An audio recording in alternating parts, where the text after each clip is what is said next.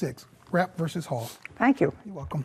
Ms. Rapp, not a very difficult case. The defendant was a friend of yours / did some work for you. It's not really relevant how you met him. It was sort of through a social situation. And it is your claim that over a period of time, Mr. Rapp forged your signature to several checks. Correct. And then when confronted by the fact that you've discovered these forgeries and asked him for money, he filed a restraining order against you to keep you away from him, and you say that the restraining order was a false one, and you want to be compensated for having to deal with that. I do. I missed work. Just a second. So I'm going to deal with the restraining order first. When did you file a restraining order, Mr. Hall? I believe it was the 17th of July. Of this year? Yes, ma'am. So not so long ago. I'd like to see the paperwork that you filed in support, just the paperwork that you gave to the court in support of your restraining order, why you were asking for a restraining order. Okay.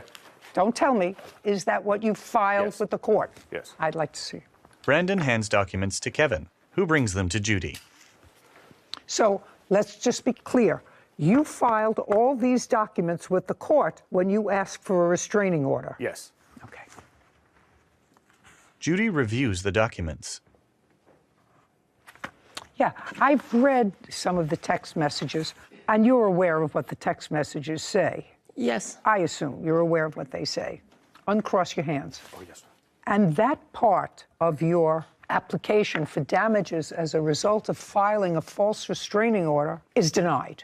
You can't even suggest in a text message that you're going to do something violent in order to get him to pay money that you owe. Do you understand that? I do. Okay, so as Although frustrated... the restraining order was dismissed. It doesn't matter. I'm telling you, I've read it, and some of your text messages sound threatening. I was angry. I understand you were angry. The question is not whether he should be granted a restraining order. I don't have to deal with that. I have to deal with the fact that in the text messages, you make certain threats. What if I could? And all that transpired at a time when the defendant reconciled with his wife and family. So, as I said, as a result of reading your text messages, I believe that Mr. Hall had the right to feel threatened and to file for a restraining order. Whether the court that heard the application for a restraining order felt that your behavior warranted a restraining order is another thing. But I can understand why he would file a restraining order to try to keep you away from him and his family. Oh, yes, ma'am. Sorry. Great! Now I want you to tell me why you forged her name to checks. Because she... $8,800 worth of checks.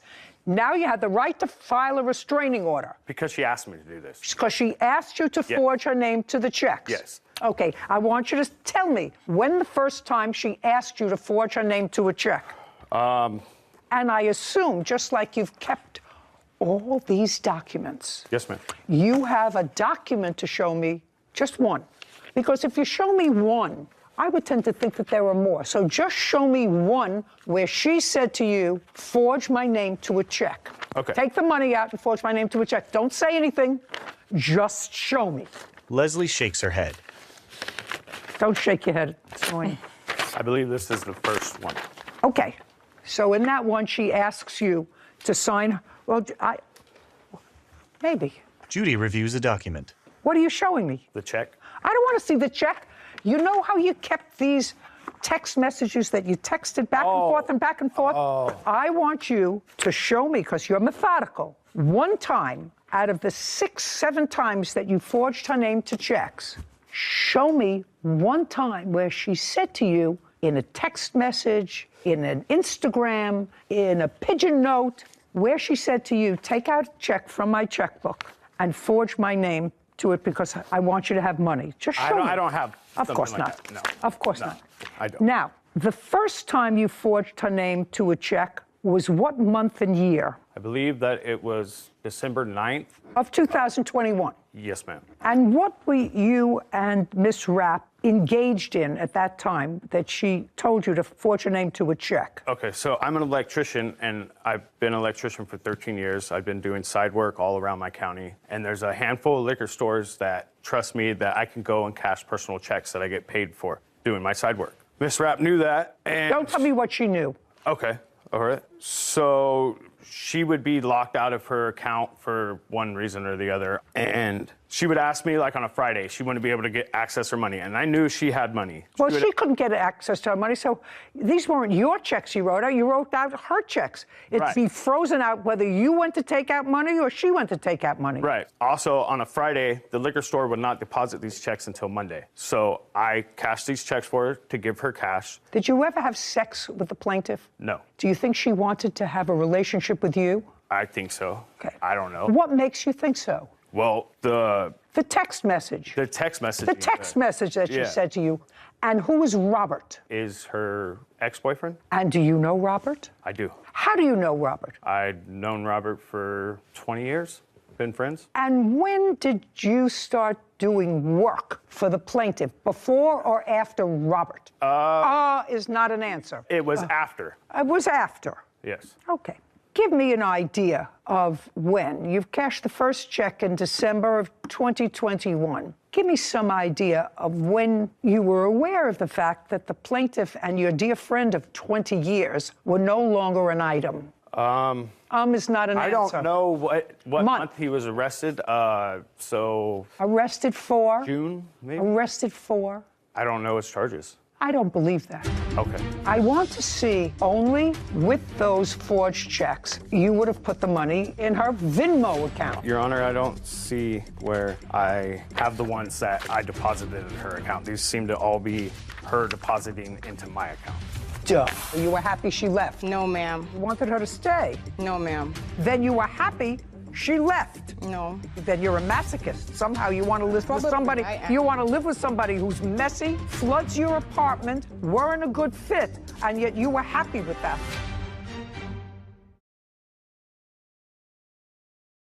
A courthouse. The Judy Justice logo appears. In the courtroom, Leslie and Brandon.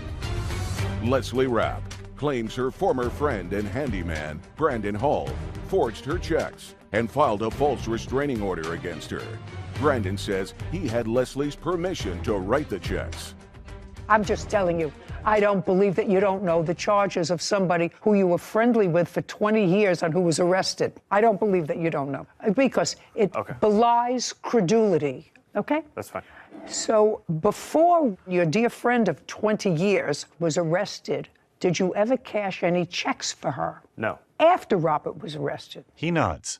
Yes. Did you ever do any work for her before Robert was arrested? No. When did you and your wife separate? Month and year.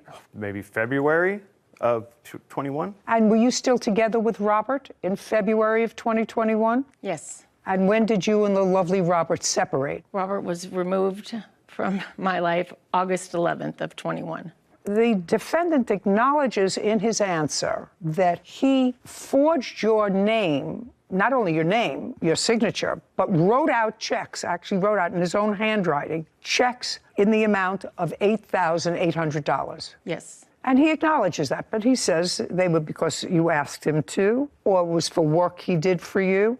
Those were your answers, right? No, these checks were not for any jobs that I did for her. They were strictly to get access to some of her money during the weekends and stuff. And then when she was out of town as well. Get her access to her money, and when she was out of town. When she was out of town, if you cashed her checks when she was out of town, how did she get money? I Venmo'd the money to her. Okay, so that you have a record of, that you Venmo'd the money to her. Yes. On I'd some like to of see it. I'd like to see it. Here you go. He produces documents. Here's all the Venmo deposits. Her sending me To money. her. No, not. Just a second. Try not to confuse me. I'm an old person. I want to see only the monies, because she's going to show me the checks that you forged. And contemporaneously, which is a close period of time, with those forged checks, you would have put the money in her Venmo account. On a couple of different occasions, yes. Just a second. Just show me those cases. She's going to take out the checks that you forged. And those checks should coincide date-wise with the Venmo transactions. Am I doing that right? Yeah. Venmo. Yes. Your Honor, I don't see where I have the ones that I deposited in her account. These seem to all be her depositing into my account. Duh. Yeah. So Okay. I do have. So let us understand this, Miss Rapp. Did you ever give him permission? The answer is yes or no. No. Did you file a police report? Yes, I did. You did. I'd like to see a copy of the police report. I haven't. Then we're in good shape. Leslie hands a document to Kevin, who brings it to Judy. She reviews it. Mr. Hall, how many weekly payments did you make to her on Friday? I have a list of that from. From February. This is from Mrs. Rapp in. No, I'm asking you. I'm asking you, how many payments did you make for writing these unauthorized checks to her? Seven. And what was the total amount of those checks? $3,700. Why in the world would you pay her $3,700? If you could look in those messages, I was being. She was saying she was going to put me in jail for doing things. For forgery. Okay. For forgery. Right. And you asked her not to. Right. And you said, I'll pay you back. Right. Right. I'll pay you back. Just give me some time. I have 2 kids to support. Right. Is that what you said to her? Yes. $8,800 judgment for the plaintiff. We're done here. Is adjourned. Well, I'm happy about the outcome because I think it's bogus, man. I really need the money. Because she started all this craziness as soon as I went back to my wife. There was never a relationship between the two of us. After that, when she started doing all this, is when I went and filed for a restraining order. He did that as a direct retaliation for the police report I filed. She's gonna have to call somebody else for sure. It's definitely time for a new handyman. Judy and Sarah. Just a casual note. Yeah. I have been with my husband, your grandfather, for almost 50 years. And we each have our bank account, and then we have a joint bank account. I have never either asked him or given him permission to sign my signature to a check. Yep. He hasn't never asked or given me permission to sign his signature on one of his checks. Now, we may ask each other, listen, it's busy, I'm going to go through these checks. We're making all these checks out to the doorman and to Christmas time and whatever, and then I'll sign them. Just doesn't happen. So, Doesn't make sense. right. And so what it is to any job that you do, whether it's a lawyer or a judge, you bring with you your own common sense and your own life's history. I hope that that works, because I cannot imagine somebody saying, write out a check for yourself. I don't know you, we're not involved, we're not married, go help yourself to a check and write it out. I can't imagine. Case number 2029, McCrae versus Onwaka. All parties, please step forward. Brittany McCrae is suing her former roommate, Lulu Onawaka, for a rental deposit, moving costs, and lost wages. Miss McCrae, you were looking for a room, and you rented a room in defendant's apartment. It didn't work out. You were unhappy. She was unhappy. You moved out. And now you want return of rent, deposit, moving costs, lost wages, and emotional distress. She also said, didn't work out. We didn't like each other. It just wasn't a good fit. So you were happy she left. That's either a yes or a no. You were happy she left. No, ma'am. You weren't happy you wanted her to stay. No, ma'am. Then you were happy she left. No, ma'am. I wasn't happy she left. Oh, let me see. Let's see. Judy consults a document. Okay, this is what you say. Brittany, that would be you. Yes. This is your answer. Was messy, played loud music, brought friends in unannounced, damaged the washing machine which flooded our apartment, and without consent offered to adopt someone's dog. After that, I let her know we weren't a good fit and would not be renewing her lease. No. Now, that's what you said. We'll not be renewing the lease for the No, apartment. no, no. Doesn't matter. I just read you something. I read you your answer. Now, does that sound somebody that was happy with their roommate? I define happiness for myself. I've lived in co-living where I've had to live with people I do not like. What? And make it work is what I'm trying to say. So No. that wasn't the No. issue. The damage she's referring to was actually me attempting to change the locks on the door. Lock I was on the trying door. to change the lock because during my time away, all of my belongings were still in the property. Did you damage the door? Brittany smirks. A courthouse. The Judy Justice logo appears. In the courtroom, Brittany and Lulu. Brittany McCrae claims her former roommate, Lulu Onawaka, owes for a rental deposit, moving costs, and lost wages. Lulu is countersuing for property damage and storage fees. Brittany was messy, played loud music, brought friends in unannounced. She damaged the washing machine, flooded the apartment, and without my consent offered to adopt someone's dog. After that, I let her know we weren't a good fit and wouldn't be renewing the lease. That's what you wrote. Do you want me to show that to you? No, you are right, and that is what I wrote. Absolutely. Well, then I don't know why you have a passive-aggressive attitude, because I'm the only one who's passive-aggressive. Then you were happy she left. No. Okay, well, you're ridiculous. Then you're a masochist. Somehow you want to live with Probably somebody. I am. You want to live with somebody who's messy, loud, floods your apartment, weren't a good fit, and yet you were happy with that. And I don't have to define happiness. Yes. I know that if I lived with somebody who was messy, sometimes loud, Okay, so each is he broke the dishwasher and flooded the apartment because they put regular soap instead of dishwashing soap into the apartment, then it sort of bubbles all over. Now, unless I was either married to that person or they were one of my family, I wouldn't be happy with them. If I had a tenant like that, I would say, oh my God, what did I get myself into? I want out of this. Okay. But you were happy. No, I wasn't. I stand in that. Okay, then you weren't happy. Yeah. Perfect.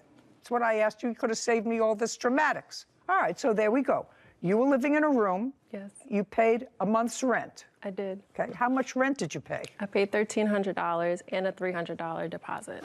And you lived there for about a month. I lived there for 26 days. And things didn't work out. You had a big argument with her back and forth. And as a matter of fact, according to you, you left for a couple of days. I did. Yes, because you were unhappy there and felt threatened, felt uncomfortable, whatever Very it much was. so. So you left for a couple of days. And when you came back, what was your intention when you came back?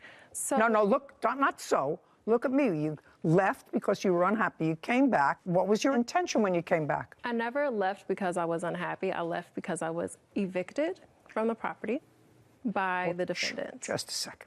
So you didn't leave the apartment after this disagreement? Yes, You did? I did.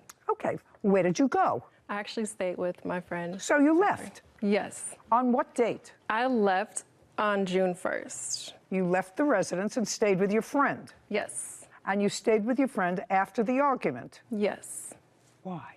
I'm able to provide some backstory on I don't need the any backstories. encounter. I'm just trying to get to a mindset of why the two of you think that you have a lawsuit against each other. Why do you bother wasting your own time, wasting precious court time when you weren't happy in the apartment, you paid for a month's rent. Certainly, you're entitled to your security back if you caused no damage to the apartment. You lived there practically a month, and you're not entitled to any more money because she didn't give you 30 days' notice because you were just as happy that She had left. abandoned properties. What? She had abandoned properties. Okay.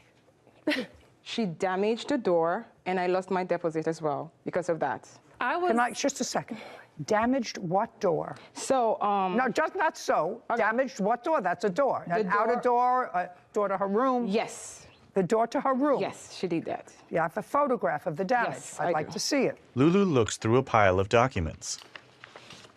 Please bear with me. I'm going to find it quickly. The damage she's referring to was actually me attempting to change the locks on the door. I left after I had been informed by the Just a defendant. second. So you acknowledge the door was damaged while you were trying to change the lock I on was the trying door. to change the lock because during my time away, all of my belongings were still in the property. Correct? Listen to me. Did you damage the door? No, the doorknob was removed, but the door is not damaged. The lock was removed. The lock was removed. All right, I'd so like that to see. The defendant would no longer have access to my room, to which she actually did enter my room while I was away. Okay. I left because the defendant actually informed me that I would need to get out by that date. After requesting a full month of rent, despite me not having even lived in the property for the original month of rent that I had paid for. I don't care. Unless you can show me the damaged door and how much it was to repair it, and I want to see how much it was to repair it. I don't have how much it was, but here is the lease agreement, and we paid $2,900 to be here for the security second. deposit. Oh, she just took this out. That's nonsense. That's Ma'am, nothing. I wasn't still able to get my deposit Nothing. back. The I agreement got that I... $1,700 back. Understand this. Okay. This is not damage to the door. She took out a cylinder. All you have to do is put it back. Unless you have a receipt for somebody putting it back, you get No, but nothing. that's what I'm saying. We didn't put you it get back. nothing. We You didn't get put it back. nothing. It's a maintenance request at the property. I didn't ask you a question. You're entitled to your $300 security back. That wasn't the security. That was for key and cleaning, and she was aware of it. $300 security deposit. By the way, are you allowed to sublet rooms in your apartment? Hey, that's a yes or a no? No. Just a, hey. No, Hey, no, don't I look down. wasn't. No, I Don't look wasn't, down. So the answer is you are not allowed to sublet rooms in your apartment. Yes. Okay. Yes, you are not allowed to sublet rooms in your apartment. She gets her deposit back. We're done. Thank you very much. Court is adjourned. I didn't concede to her requesting me to clean out a garbage at the apartment, and at that point, she lost her entire senses and asked me to move out of the apartment. Always pick your roommates more carefully. Okay, so I don't have anywhere to go really on this case except to suggest that people who feel good, look like they have a job, look as if life is otherwise okay for them, and they move into this rental situation, which is very difficult. I never could understand it, to move in with a stranger in an apartment and just rent a room when you don't even know whether you're compatible, whether you have similar interests, similar time schedules. I always thought that that was fraught with danger, and it keeps me in business here. But here you have two women that were both unhappy. Business, vet bills, and an assault. Court come to order. All rise. Judy enters. Have a seat, please. Kevin approaches. Hello, Judge. Case number 2036, Carter versus Ashley. Thank you. Welcome.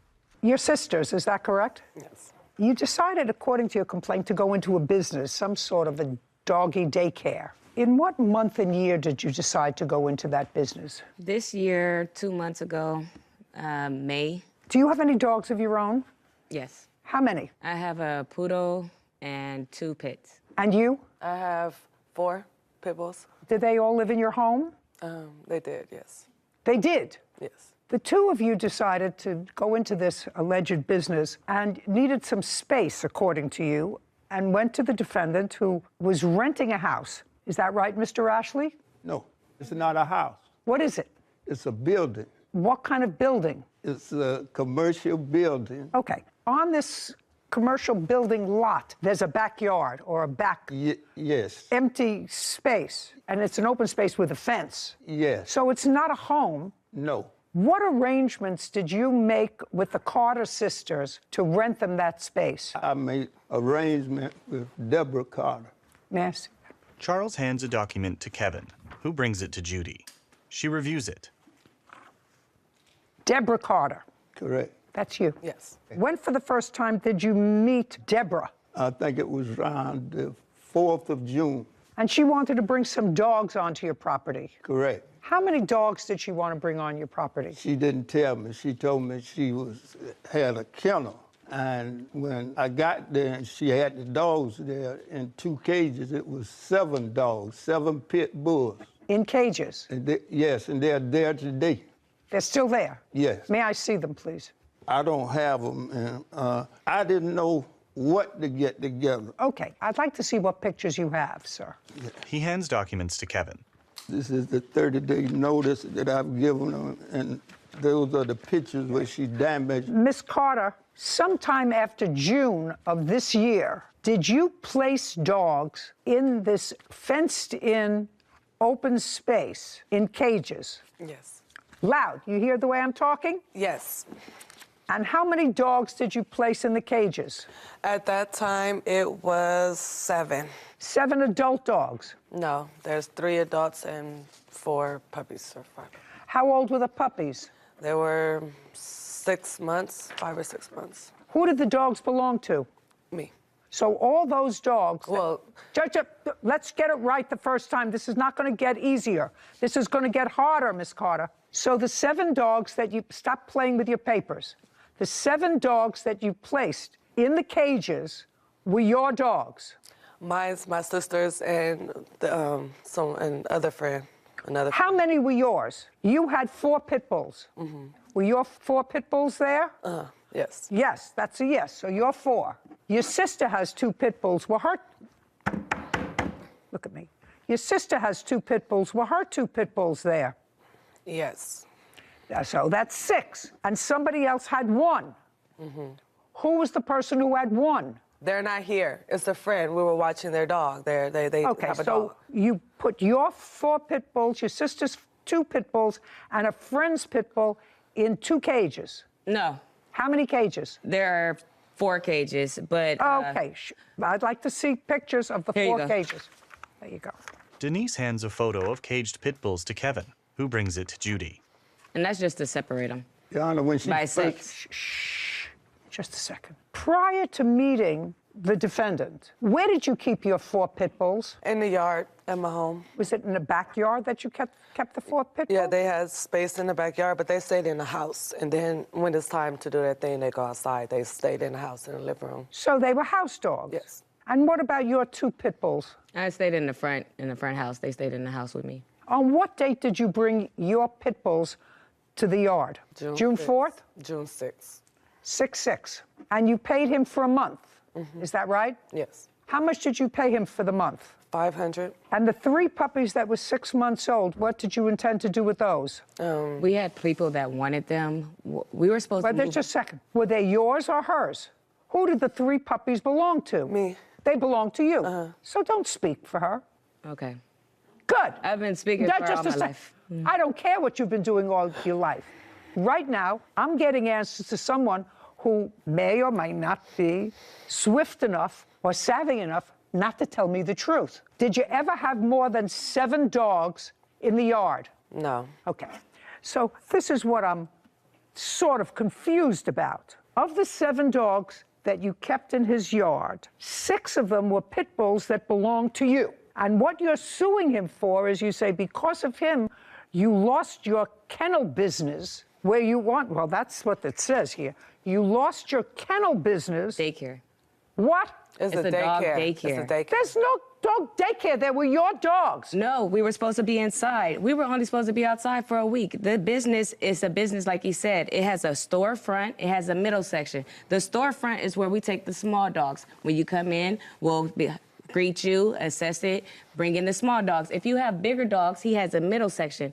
We were supposed to split the building in half. And he never He split. never cleaned the inside of the building. We had to go in there, power wash it ourselves. We bought our own paint. We were only supposed to be outside for 2 weeks until his people cleaned the inside for us. Okay. Is that what you were supposed to do? no, Your Honor, they are lying. Okay.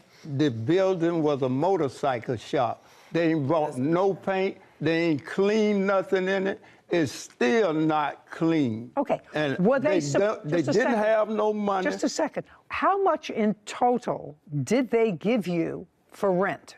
$500. Is that correct? Yes. For the first Just month. a second. Did you give them any more than $500? No. Did you have any other dogs other than your 6 dogs and somebody else's 1 pit bull ever on the premises? No. No, don't speak. I'm speaking to her. So whatever business you were, your investment in this business was $500. No.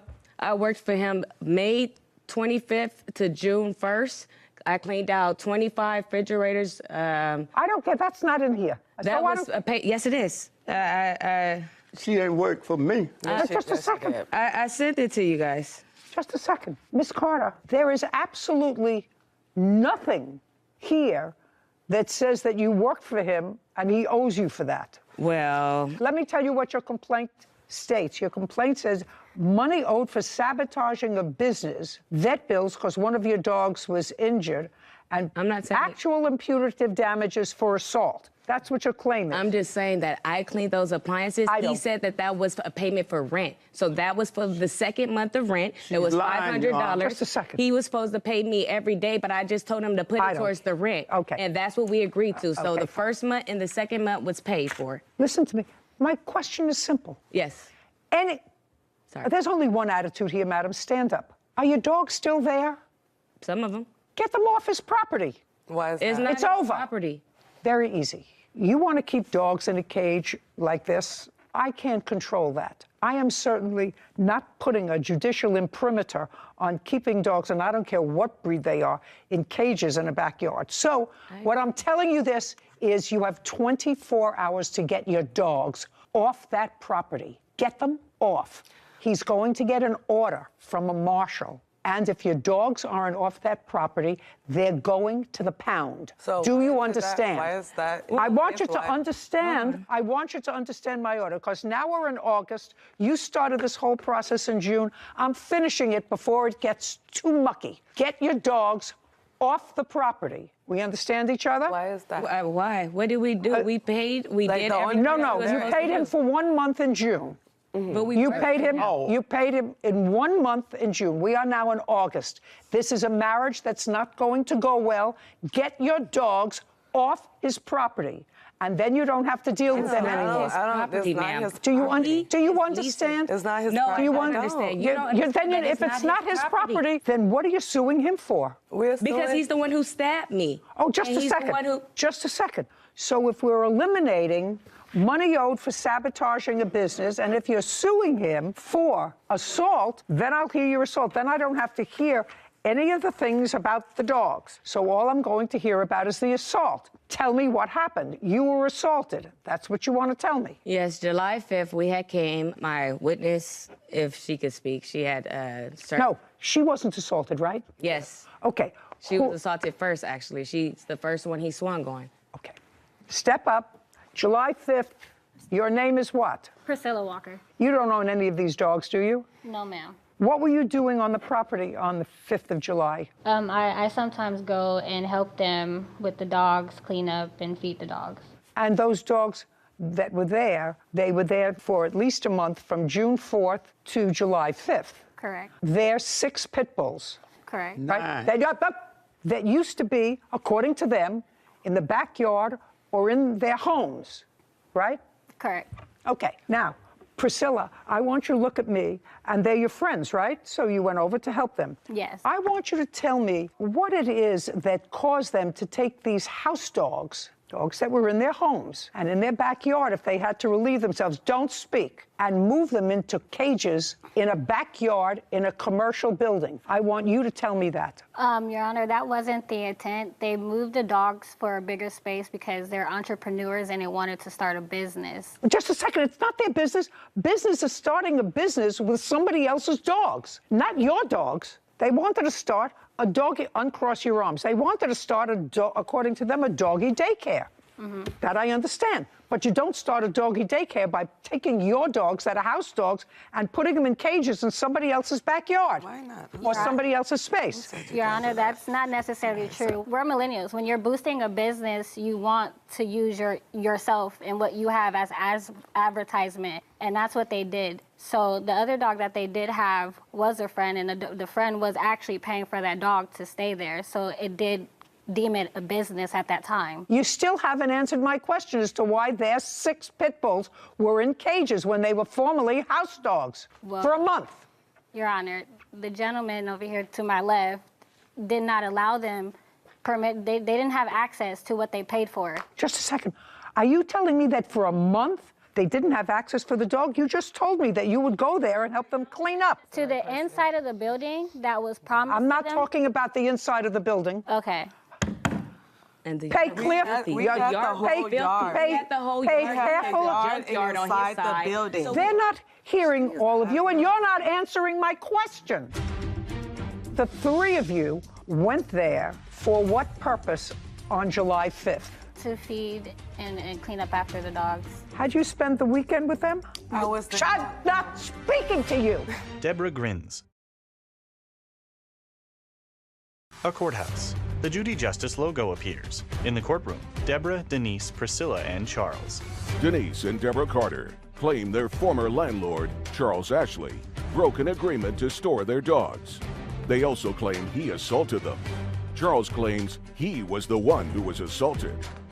Okay, if I was starting a doggy daycare business and I had house dogs, my little Shih Tzus, running around the house where they have been for years, I would not take them and put them in cages in a back vacant lot in order to demonstrate that I had a business. My dogs slept just a in second. the house. They slept in the house. They didn't roam in like your little Shih Tzus. They didn't do that. Just a Those are second. You pit bulls. told me that they stayed in your house. I said they slept in the house, in a cage, in an area. Yeah, well, that's exactly what I'm saying. I don't understand how you could take your pets. But they stayed outside. Because we were offering other things. We wanted to have one. All right, let's get to the assault. I'm not interested in this.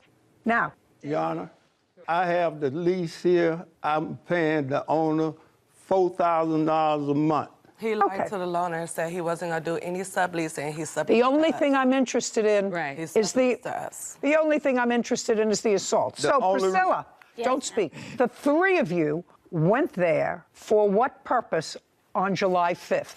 To feed and clean up after the dogs. Okay, and you had done that before? Yes. And when you got there on July 5th, was that over a holiday weekend?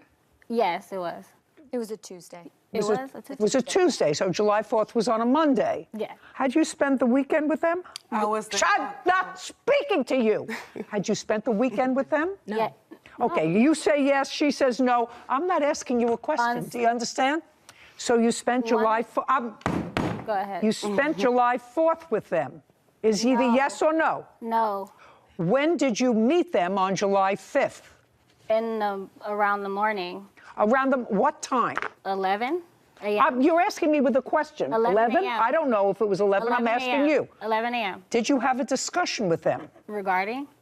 Regarding the dogs, what you were going to do that day? Of course, we always have discussions about what we're going to do during the day. Okay. When you spoke to Deborah, did you ask her when she had last seen the dogs? No. No, you did not. Deborah, prior to July 5th, when had you last seen the dogs? July 4th.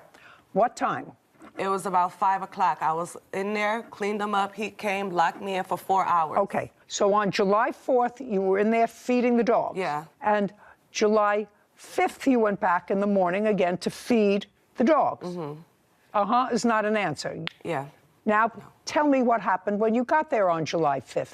On July 5th, when we went inside to feed the dogs, I went to go turn on the water hose, and I noticed that the water would not come out. That's when they were in the kennels feeding the dogs, and I told Carter that, hey, the water's not on. So the door to the building was open. I believe they both stepped in. When they stepped in, there was like verbal altercation. So when they stepped in, you heard that there was someone else in the building? Yeah. Okay. And that would have been you, sir? Yes. On the 5th? Yes, me and another friend of mine. Okay. And what were you doing in the building on July 5th? It was about 6 o'clock that evening. My friend came by the house. He's a general contractor, and I'm renovating the building to set it up for business. So I said, come on, let me take you up here, show you the building. I need your help. We get up there. I open the gate, go in, leave the gate unlocked, and we walk through the building. When I come around, they're in the building. All three of them or just one? All three of them. Had you turned the water off to the hose outside? No. Do you I used know? to water the dogs when they didn't come because they'd be barking so, and the neighbors next door, I just moved in, Your Honor. I don't want to make no enemies. That's why I told them I'm not taking no more rent from you. Get the dogs out. Okay. I tell them you trespass. Just a second. So now you went inside, or the Carter sisters went inside. Yeah, I stood You there. heard some noise. Did you go into the building? Yes. Okay. And what happened when you went into the building? When I went into the building, he immediately got very frustrated and said, what are you guys doing here? Why are you here? You need to get off my property, get off my property. They're like, we paid you. We have an agreement. Next thing you know, he pushed Deborah Carter. He pushed her. And then that's when Denise Carter got in the middle and said, no, you're not, don't put your hands on my sister. The situation ensued. The gentleman that was inside stopped everything and walked him out of the building. And as he's walking him out of the building and we're walking out behind him so that we can try to figure out what's going on with the water, he slams her foot in the door and tries to lock her in and pushes her. And that's when they started pushing on the door because at this point he's trying to lock them in. Lock them in the building? Yes, ma'am. Okay. When they actually, the gentleman stopped him and the door opened, I seen what type of altercation it was. I didn't want anything to do with it. I'm like, so at that point, nobody was injured? No. Okay. So now you're outside? Now we're outside. Okay. And you're outside in the back area where the dogs are? Correct. Tell me what happened next. So as we're walking, I'm walking fast because I noticed that he's walking fast. And I'm like, you're not about to lock me in here. You already just tried to lock them in there. You mean lock you in the the yard? So you got out of the yard? Yes, he tried to close the yard gate on us, which is a really big, tall, black gate. And as soon as he tried to close it, it was just an altercation, a verbal altercation started. He didn't like what was said. I was on the left-hand side.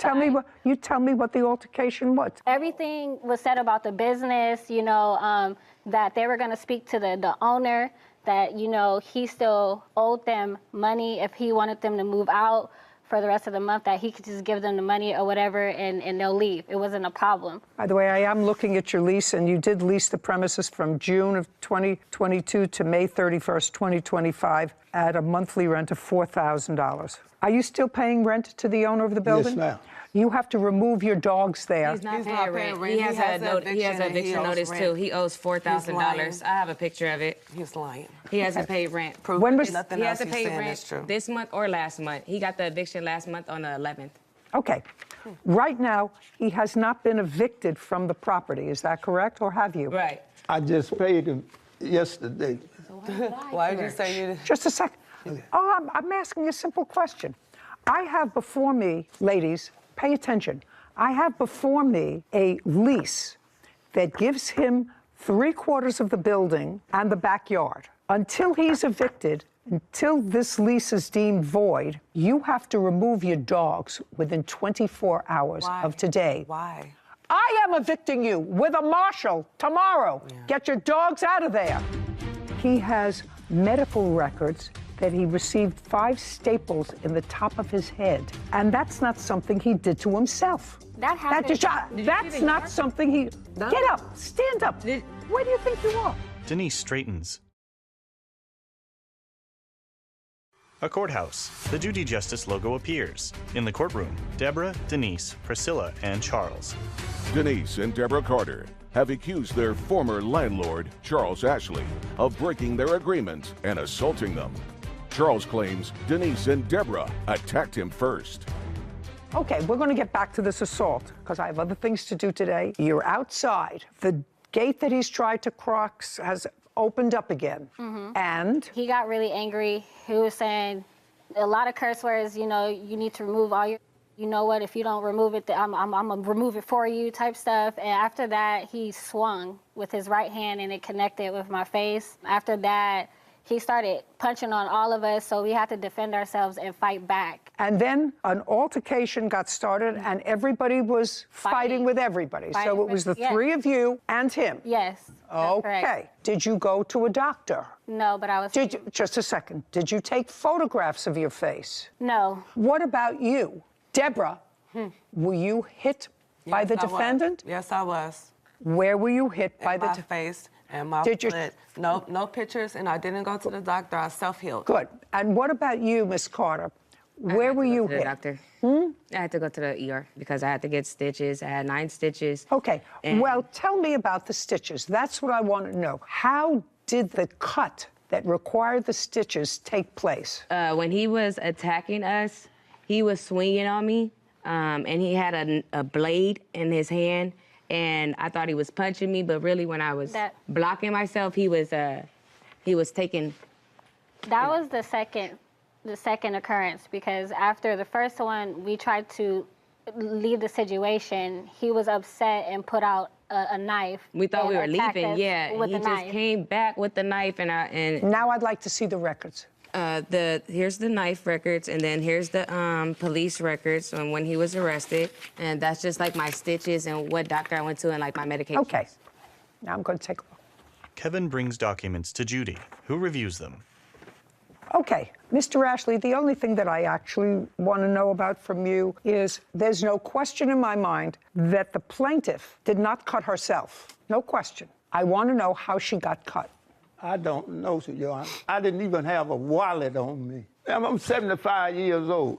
I wouldn't even argue with her. I went to the back door, the gate, and they had a trash can where they had propped it open. So I went to move the trash can, and that's when this one hit me and knocked me down. And when I was coming up, Deborah hit me in the head with a 2x4. And blood just went everywhere. Did you go to the doctor? Yes. I'd like to see your report. It's in the record.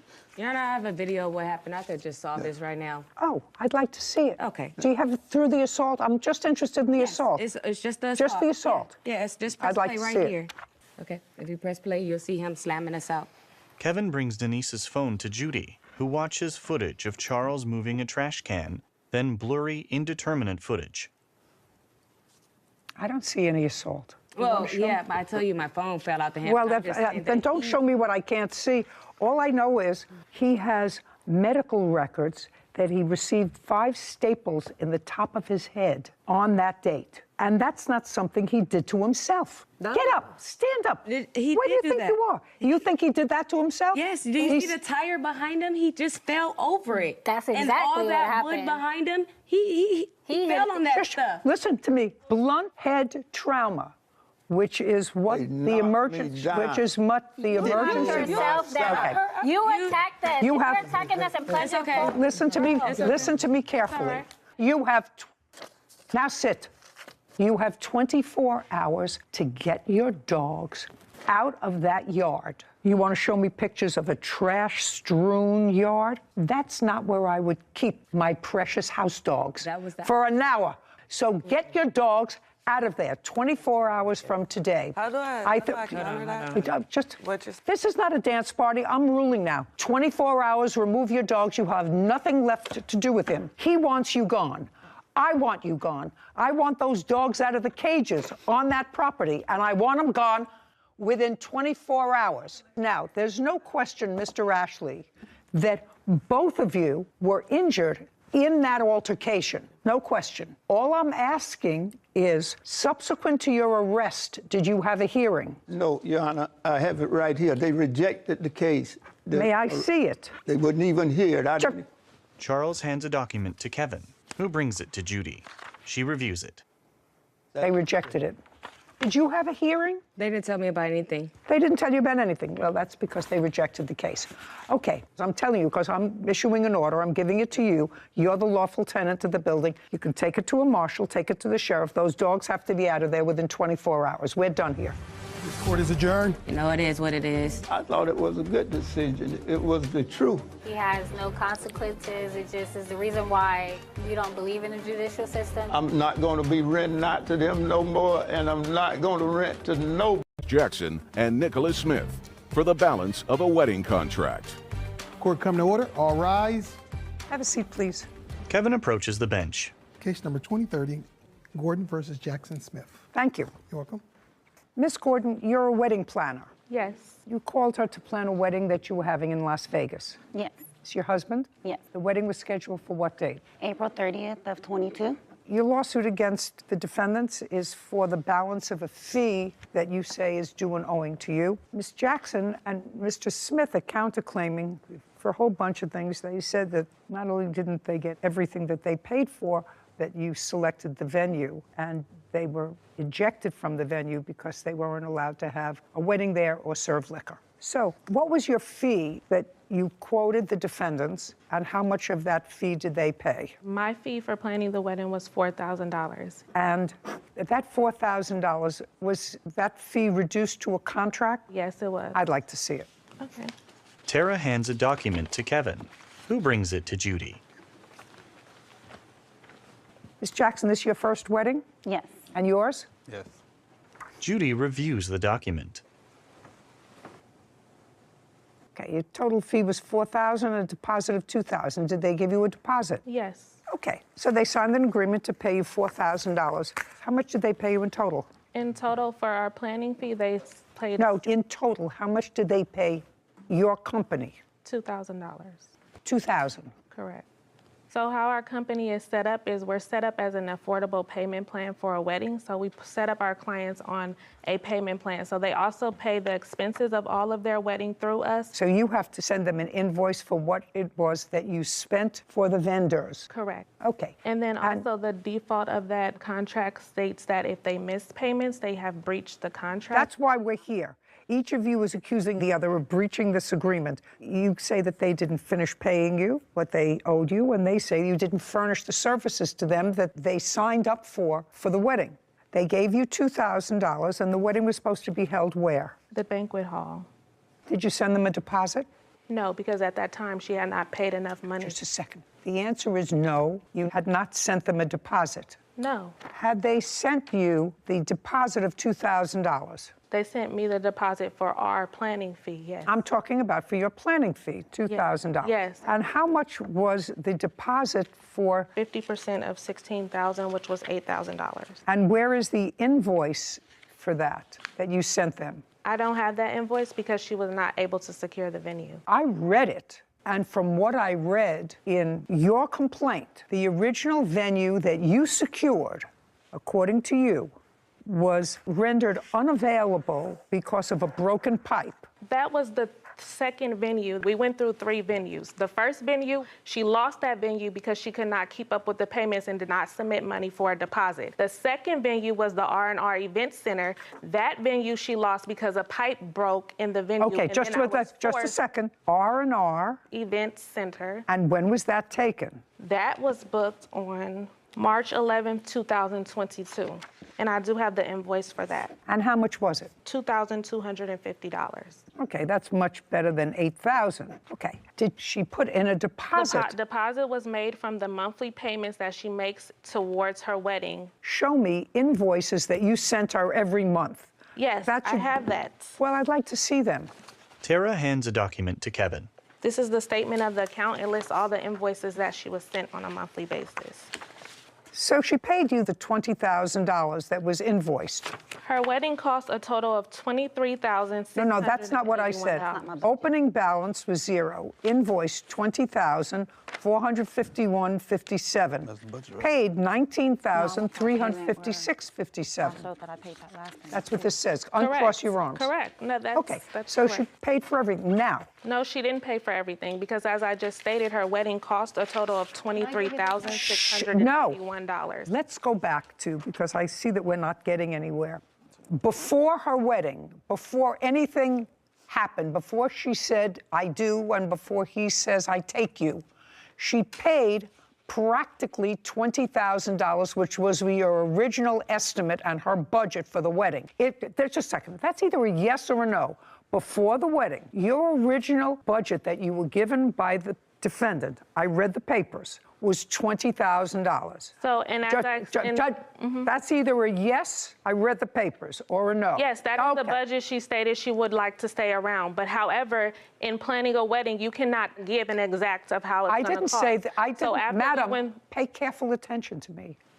I've made 16 weddings. I've had 16 event planners. I know exactly how it works, and I know exactly that you can't always predict to the $100 or $50 or sometimes $500 how much more the wedding is going to cost.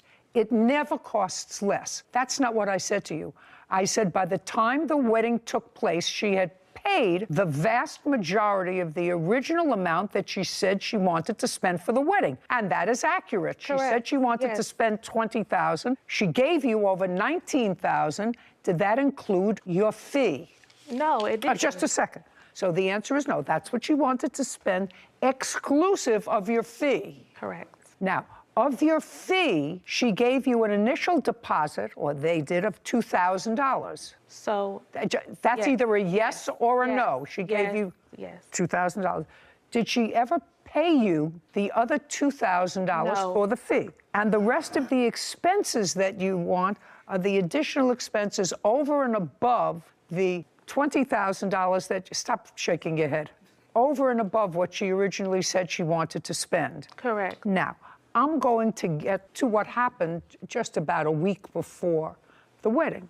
Okay. You had booked a place. She had paid for the place, $2,250. Yes. And that was at R&R. According to you, something happened at R&R. Stop shaking your head. It's annoying. Something happened at R&R. What happened at R&R and when? Correct. The wedding was scheduled to happen on April 30th. Tell me what happened at R&R. I was informed by Rico, the owner, sitting on that side, that a pipe had busted and the venue would no longer be available for usage on her wedding date. And on what date was that? It was around the week before her wedding, or 2 weeks before her wedding, sorry. Date? I don't have the exact date. Rico rises.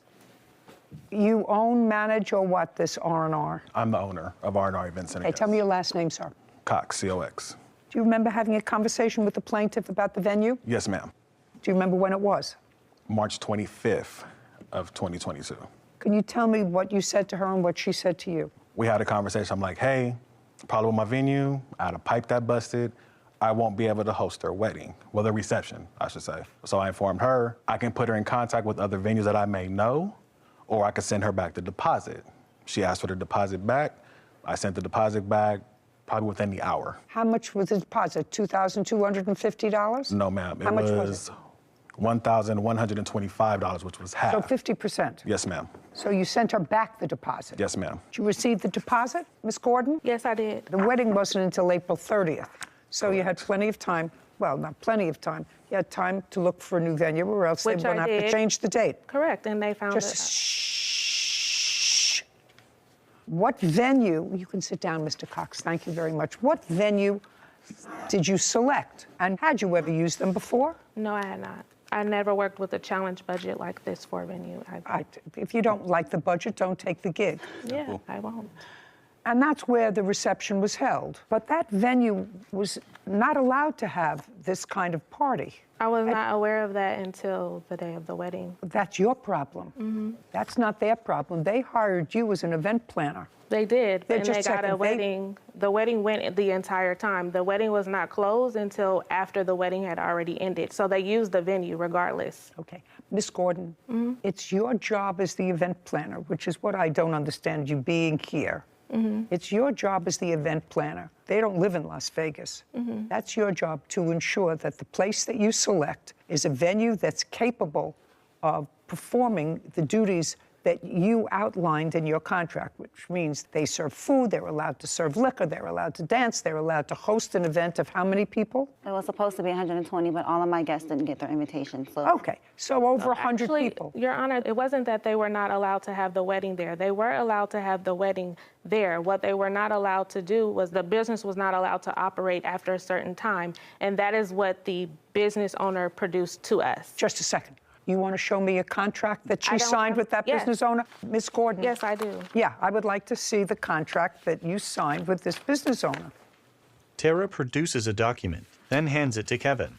He brings it to Judy, who reviews it. Sarah, just for my own information, would you look up this venue, please? Tell me what you find. Sure. Judy hands a document to Sarah. Ms. Gordon, this space was a little less money than the previous space that you had selected. Correct. $500, $700? Yes, and that's because they were not providing all of the things that the original event place was providing. Was this event space that you booked at the end of the evening, I don't want to use the word raided, closed by the police? That's either a yes. Did the police arrive at this venue? Yes, they did. Okay. And what time did the police arrive at the venue? They arrived at 9:30. Is there a police report that anyone has? No. And how many parties have you done where police arrived at the end of an evening or during the course of an evening in the 2 years that you've been in Las Vegas? Never. And the police arrived at this wedding not because anybody was creating a disturbance, there weren't shots fired. Well, no, that is why. Beatrice's eyes widen. Caption coming up. You may say, so I don't know anything about the venue, but that's your job. You're supposed to know about the venue. When I told her in the first place that she needed to postpone her wedding, that was my professional You mean that's advice. No, that's not what she hired you for, to tell you to postpone her wedding. Whitney smirks. A courthouse. The Judy Justice logo appears. In the courtroom, Tara, Beatrice, and Nicholas. Wedding planner Tara Gordon claims her former clients, Beatrice Jackson and Nicholas Smith, owe for the balance of their wedding. Beatrice and Nicholas are countersuing for breach of contract. Okay, police arrived at this wedding not because anybody was creating a disturbance, there weren't shots fired. Well, no, that is why. They initially had a report because I don't know that. If you can show it to me, I don't have the I'd be more than happy to look at it. The police showed up. May I bring my witness up, please? For what reason? Because she can attest to the altercation that took place prior, which is why we were even brought up on the radar, because the other businesses in the vicinity of where the business takes place had complained. There was a lot of altercation back and forth outside of the event because she refused to sign the agreed upon payment plan to continue payments after the wedding. You understand that I'm not particularly sympathetic. I'm not I'm letting you know I'm not particularly sympathetic for the following reason. Somebody plans a wedding and has a budget of $20,000 plus your fee. So that's, say, $25,000 that they either put together or are saving up for a wedding, first for each. A week before the wedding, something happens with the venue where the wedding could not be held at the venue of their choice. They're relying on an out-of-state wedding planner, that's you, to find a legitimate venue that is licensed to have an event. When they get to Las Vegas on the date of the wedding, you present them with a new contract. No, that is not true. Well, when did you have it incorrect? Just a second. When did you give them? Because you said that the problem, which caused the police to come. Just a second. I don't understand. Before I selected the very last venue, she was on FaceTime with me, looking at the venue with me, because I informed her I've never worked with this venue. I don't know anything about the venue. I told her that the best thing for her is to postpone her wedding. She was already behind in payments. This is her third venue. Just a second, she paid you almost the entire $20,000. She paid it in March. In March. Doesn't matter. She paid you almost the entire 30 days before her wedding. That's what you're not hearing. I'm not looking at you. Before her wedding, she paid you almost the entire amount of the $20,000 that she originally gave you as a budget before the wedding. If you look at the contract, it says that you're going to make monthly payments so that we can adequately plan your wedding. You booked me back in 2021, almost a year before your wedding. The wedding was to be planned over the course of that year. The initial venue that I have worked with, that I know is reputable, she ended up not paying the deposit on time, so they had to move forward with another date. After that, I didn't get any payments from her until March when she got her tax return. And then at that time, I was forced with less than 60 days to try to find another venue, in which I did, which was our event space. And then a pipe busted in that event space. And then I was forced to find another venue for her. I told her back in January, the top of the year, you need to postpone your wedding. Before invitations went out, before of all of that, when she was having troubles with her payment plan, I advised her as a professional, I think you should postpone your wedding date. You may talk a lot, but the bottom line is you're the expert. Uncross your arms. You're the expert. You're trying to talk over me? You're trying to talk over me? No, I'm not. Good. So you're the expert. She's out of town. The reason that she selects a wedding planner in Las Vegas is because you're supposed to know whether or not the venue that you recommend is able to take care of the party you book. You may say to her, I don't uncross. You may say to her, I don't know anything about the venue, but that's your job. You're supposed to know about the venue. When I told her in the first place that she needed to postpone her wedding, that was my professional You mean that's advice. No, that's not what she hired you for, to tell you to postpone her wedding. She hired you to plan her wedding, not to give her advice whether or not. You're trying to talk over me. That doesn't happen. That doesn't happen. You have to understand there are certain things that you did. Okay. You got out the invitations. That's a great thing. I assume you got a DJ. That's great. All of those things. The wedding itself, to me, was problematic. If my wedding ended with the police coming to the venue, and it turned out that the venue was one where you weren't allowed to have that kind of an event, I would be annoyed at the wedding. They were allowed to have a wedding. No, they weren't. The police officer. The contract clearly states that. I don't care what it states. That's not what the police officer said. And you know, because you have a police I don't report, care what you it spoke to them? No, I don't you were care what it escorted out. states. You started to tell me before that the reason the police came there is because there was an altercation about you giving her another contract on that date, and there were words outside, and people were complaining, other people who were in the air. That's not what I said. What did you say? The night before her wedding, I explained to her. I want to know what's happened on the date of the wedding. About to Just tell a second. You. Can you let me finish so I can articulate? I want you to go because I have a limited amount of time and I'm getting very old. I thought what you said to me, and you're going to read this back, is that the reason the police were drawn to the venue is because of the arguments outside. Correct. With, let's read that That's back. what I just said. That was on the date of the wedding. Correct. You got married, and you're happy, and you had people at the wedding. Got a free wedding. And you $20,000. you're almost done. Do you understand? You're almost finished. Go ahead. Whitney reads the transcript. We were brought up on the radar because the other businesses in the vicinity where the event took place had complained. There was a lot of altercation back and forth outside of the event because she didn't agree to sign the payment plan. Okay. So the reason that you said, let's go back, that the police came to the venue and then shut it down because it wasn't allowed to be used for what it was used for was because there were altercations about this second contract. No, that's not the contract we were having an altercation about. That's what I'm trying to Oh, just a explain to second. you. On the day of the wedding, Miss Gordon, did you present her with a new contract to sign? That's either a yes or a no. Yes, I did, but not for the venue. That's I don't, it's not for the venue. I didn't say it was Okay, for the venue. yes. On the day of her wedding, did you present her with a new contract? The answer is yes. Yes. You said you had discussed that with her the night before? Correct. And uncross. Oh, sorry. And the night before, did she agree to sign? Yes, she Just a did. second. A new contract? Yes, she did. Okay. And the new contract provided for what? The new contract that she was supposed to sign Provided for what? provided for the remainder balance of the $23,681 that her wedding actually cost. Because she had only paid $19,000, you have the sheet, so I don't have the exact number. but 19,356.57. Correct. So since she had only paid that amount and the total expenses for her wedding were $23,681, so the and night so before what- she so agreed what- to make a payment plan with me to extend her payments beyond her wedding date to pay off this remaining balance. And is that what she agreed to on the phone? Is that what you're saying to me? Correct. She agreed with She you agreed on. if we- Shh.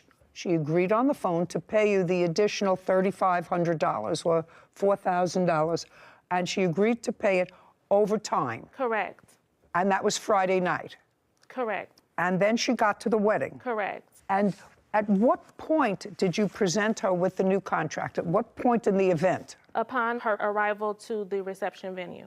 Now, what happened when you got to the reception venue? You'd already gotten through the ceremony, so you're already married. What time did you get to reception? So the reception was supposed to start at 5. It was supposed to start at 5, but when we got there, she wasn't even done decorating. All of my family stayed outside for another hour, including my grandmother, my grandpa. We waited in cars. Okay. I said it was supposed to start at 5. At 5. This venue that I have here someplace, you have it? I think it was supposed to start at 5:30 and end at 10:30 per the contract. Okay, thank you. Was it supposed to start at 5:30? Yes. What happened at 5:30, Ms. Gordon? I presented her with the contract, and then she refused to sign it. Her guests were waiting outside because she was refusing to sign it. When she refused to sign it, because our agreement was she was going to sign the agreement before we started the reception. When she said that she did not want to start the reception, I responded and I said, we will pack all of this up and my staff and I will leave because now we're not being paid for our services. What time did the police arrive? Tara rolls her eyes. Caption coming up. I'm telling you, I would be furious if I spent $20,000 for a wedding and my evening ended by the police having my guests leave. Furious. Sarah shakes her head. A courthouse. The Judy Justice logo appears. In the courtroom, Tara, Beatrice, and Nicholas. Wedding planner Tara Gordon has accused her former clients, Beatrice Jackson and Nicholas Smith, of refusing to pay the remaining wedding balance. Beatrice and Nicholas claim Tara booked an illegal venue for their reception. So, what time did the police arrive? The police arrived at 9:30. And did the police tell everyone to leave? Yes, they did. And told everyone that they had to leave? They arrived and they told me that everyone had to leave. Whether they told you or whether Yes. they told them. They Yes. said the place had to be clear. Correct. And that was an hour before the termination of the event. So at the end of the event was... The event was supposed to end at 10:30. Police arrived at 9:30. That's according to you. That's an hour short of the event time she was supposed to have at the venue. So the event was supposed to end at 9:30. This is her timeline of events that was supposed to take place. This is the contract. That's the time that I have the venue too. I have to clean up. The agreed upon timeline is here. The wedding was supposed to end at 9:30, giving me an hour to clean up. I'll take a look at what you have. I'm just telling you that this is the signed contract. That's signed between me and the venue because they were giving me an extra hour to clean up. That doesn't say that in here. Because I booked it for a timeline. I booked it from 5:30 to 10:30. I outlined everything that takes place. It ended at the last song of the night was at 9:30. And she went through the last song. We made it through the last song of the night on time. Could I take a look at that? Kevin brings Tara's phone to Judy. I just can't wait till it's my turn. Judy reviews a document on the phone. Well, the last song of the night was supposed to start at 9:30. Yes, and it started earlier because we made it through and she was done dancing. And by the time the police came, it was just mingling and dancing going on. So she had made it through her entire wedding reception is what I'm trying to state. Rico rises. Yes, Mr. Cox. Please. Hey, Your Honor, I'm back. That's not true. The police actually came at 9 o'clock, and... Were you there? I was the DJ. You were the DJ? Yes, ma'am. Oh. That didn't get paid. Don't. Oh, he got paid. Don't He got paid. speak. So the police arrived at 9 o'clock. That's correct. And what happened when they arrived, Mr. Cox? By the way, did you know them before the wedding? No, ma'am. Did you know her before the wedding? Just conversation that we had via Facebook or telephone. No, he did not know me So, no. prior to the I'm not talking to you. I'm talking to him. She booked your services. Yes, ma'am. And how much were your services for the night? My DJing services were $500. Were you paid? No, ma'am. What happened when the police arrived? The police came, asked everyone to leave. Do you know anything about this venue space where the wedding took place? Yes, ma'am. Tell me about it. It's a storefront. So are a lot of venues in Las Vegas. Your case is dismissed. Do you understand? This is not a free-for-all. As far as I'm concerned, you got almost exactly what her budget called for. And I have one vendor that wasn't paid. Because she didn't pay. It's clear. Well, how do I know that you paid the other vendors? At least I know one vendor that you didn't pay. And she paid almost $20,000. They got paid because, okay. I have two things. I have one vendor that's here that wasn't paid. You were paid almost $20,000. The balance, part of it, is for your fee. Part of it is my for... fee was not... Are you saying that part of this money that you're suing for, this $4,000, was not part of your fee? The $4,000 that I'm suing for is part of my fee. Of course, that's what I said. So part of that money was for your fee, and part of it was for vendors. I have one vendor here who says he wasn't paid. Well, I have receipts from other vendors if you like to see. No, I know you had a lot of vendors, but you didn't pay him. He's the only I didn't pay him body. because she didn't pay me. It's clear. She didn't pay me enough money to pay her venue. I have here proof of how much every item in her wedding cost, which exceeded the $19,000 that she paid. Clearly, she owes more money. That's the facts of the matter. She owes more money to She's what her wedding cost. She's countersuing you for ruining her wedding because you booked it at a venue that wasn't allowed to have a wedding. She's got a counterclaim for far more than your claim. Bottom line is, she picked a wedding planner, she picked a venue, she tacitly approved this change of venue. Both of you had to at the last minute, but you did that relying on the wedding planner to find a venue that was capable to hold the event, and it wasn't. It wasn't. That's your job. Your job is to find an appropriate place so that the police don't raid a wedding a half hour before it's over. That's not the way a wedding is supposed to end. So what I want you to tell me is you're suing her for $4,300. How much of that $4,300 is your fee? $2,000. And you didn't pay him? No. So that's 24 minus 500. You didn't pay him because you have to pay him. I paid him. Part of He's it already was paid. to pay him. I'm deducting it. Okay. I'm not paying you for your fee. Okay. You booked the wrong space for your fee. So far, I have $1,825. Other than the DJ, who else didn't you pay? I'm very clear. Can I? Other than the DJ, he's going to tell me, the DJ is going to tell me, other than the DJ, who else didn't you pay? Mr. Cox, could you stand up, please? You seem to want to tell me something, and since you didn't know either one of these parties, I'm going to let you tell me. Do you know any other vendor other than you who wasn't paid? The bartender also was not paid. Bartender. That's correct. Which is his wife. That's correct. I don't care if it was his wife or not, it was the bartender. Right, but what I'm saying was the bar was included. How much were you supposed to pay the bartender? The bar and the bartender came with him. He offered to do the bar and to DJ because his pipe busted. So what I'm saying is, he said, I'll bring my bar and I'll do a cash bar, meaning that... That's because a bar you can't have for $500. So right, we'll but do he a was cash doing bar. Correct. Did you do a cash bar? Yes, ma'am, I did. Okay. So you made some money off the cash bar? Yes, ma'am. Yes, of course. Got it. Now you can sit. So what you paid him was $500 for both. And $150 for the bar. $650 total. That's what he charged them outside of the wedding. This is a very easy case for me. You were paid almost $20,000. I wasn't paid anything. I was paid $2,000. And I would feel doubly furious if on the day of my wedding, as a new bride of an hour, the event planner said to me, you can't go in unless you sign this contract modifying our first contract. The contract was not to modify. Your case is dismissed. We're done. Okay. This court is adjourned. So you counterclaim. Outside the courtroom, Tara, then Beatrice and Nicholas.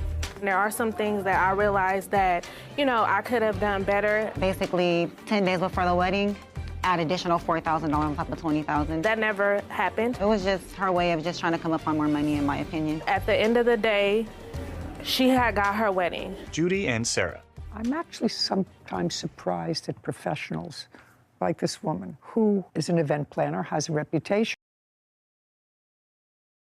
Mela Turturelli for personal belongings. Court come to order. All rise. Judy enters. Be seated, please. Kevin approaches. Hello, Judge. Good. Case number 248, Bolio versus Thompson's Turcavalli. Thank you. You're welcome. How old are you, Miss Bolio? I'm 31. You have 2 kids? I have 3 children. 3. How old are they? I have a 10-year-old daughter and 2 sons that are 4 and 5. What kind of work do you do? I stay at home with my children. And how long have you been staying at home? Since my first son was born. So for 5 years? Yep, my first son. And what had you done before? Housekeeping, and while I was pregnant with both my sons, I did do beet harvest. There came a time, sometime, I think, was it last year, that you needed a place to stay. Yes. 2021. Yep. Why? September 29th of 2020, me and my boyfriend had broken up, so I had stayed in a shelter. Is your boyfriend the father of either one of these children? All my children have the same father. Me and him had broken up at the time, and I left from where we were staying at the time. Our living was West Fargo, to the YWCA right away, the homeless shelter. And I was there for like 6 months.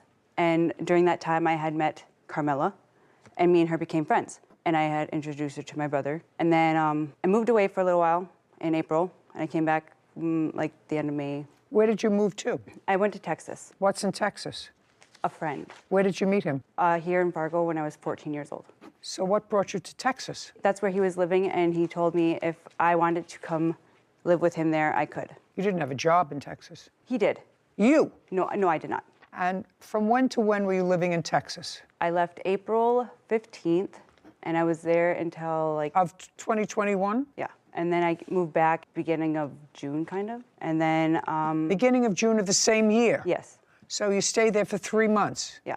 And you moved with your children? Yep, all 3 of them. Yep is not an answer. Yes, all 3 of my children I moved. Okay, so you took them out of school in April? My daughter. Took her out of school in April? Yep, I did. Yep is not an answer. Yes. And we moved. You took her out of school in April to go to Texas, to live with a friend that lasted 2 months. The fact is you took your daughter out of school. I'm just trying to figure out who I'm dealing with. Yes, because I had nowhere to live. Well, there's a big place, but where do you live, in what state? Minnesota. In Minnesota? Yeah. Well, there's a big difference between Texas and Minnesota. And also, there's only 2 months between April, when school is still in session, and June, when it's over. Yes, I know this. Yeah, you know this. You're aware of this. Yes. Okay. I set this up because I really want to find out what I'm dealing with here. Now, I sort of know. In any event, you had no place to go. Your brother contacted you. You contacted him, and he invited you to come and live with him. Yes, he did. All right. That's what he did. You and your 3 children. Nope, just me and my 2 boys. So you were going to live with your brother and his girlfriend with your 2 children? Yes. You got there when? October. of 2021. Yes.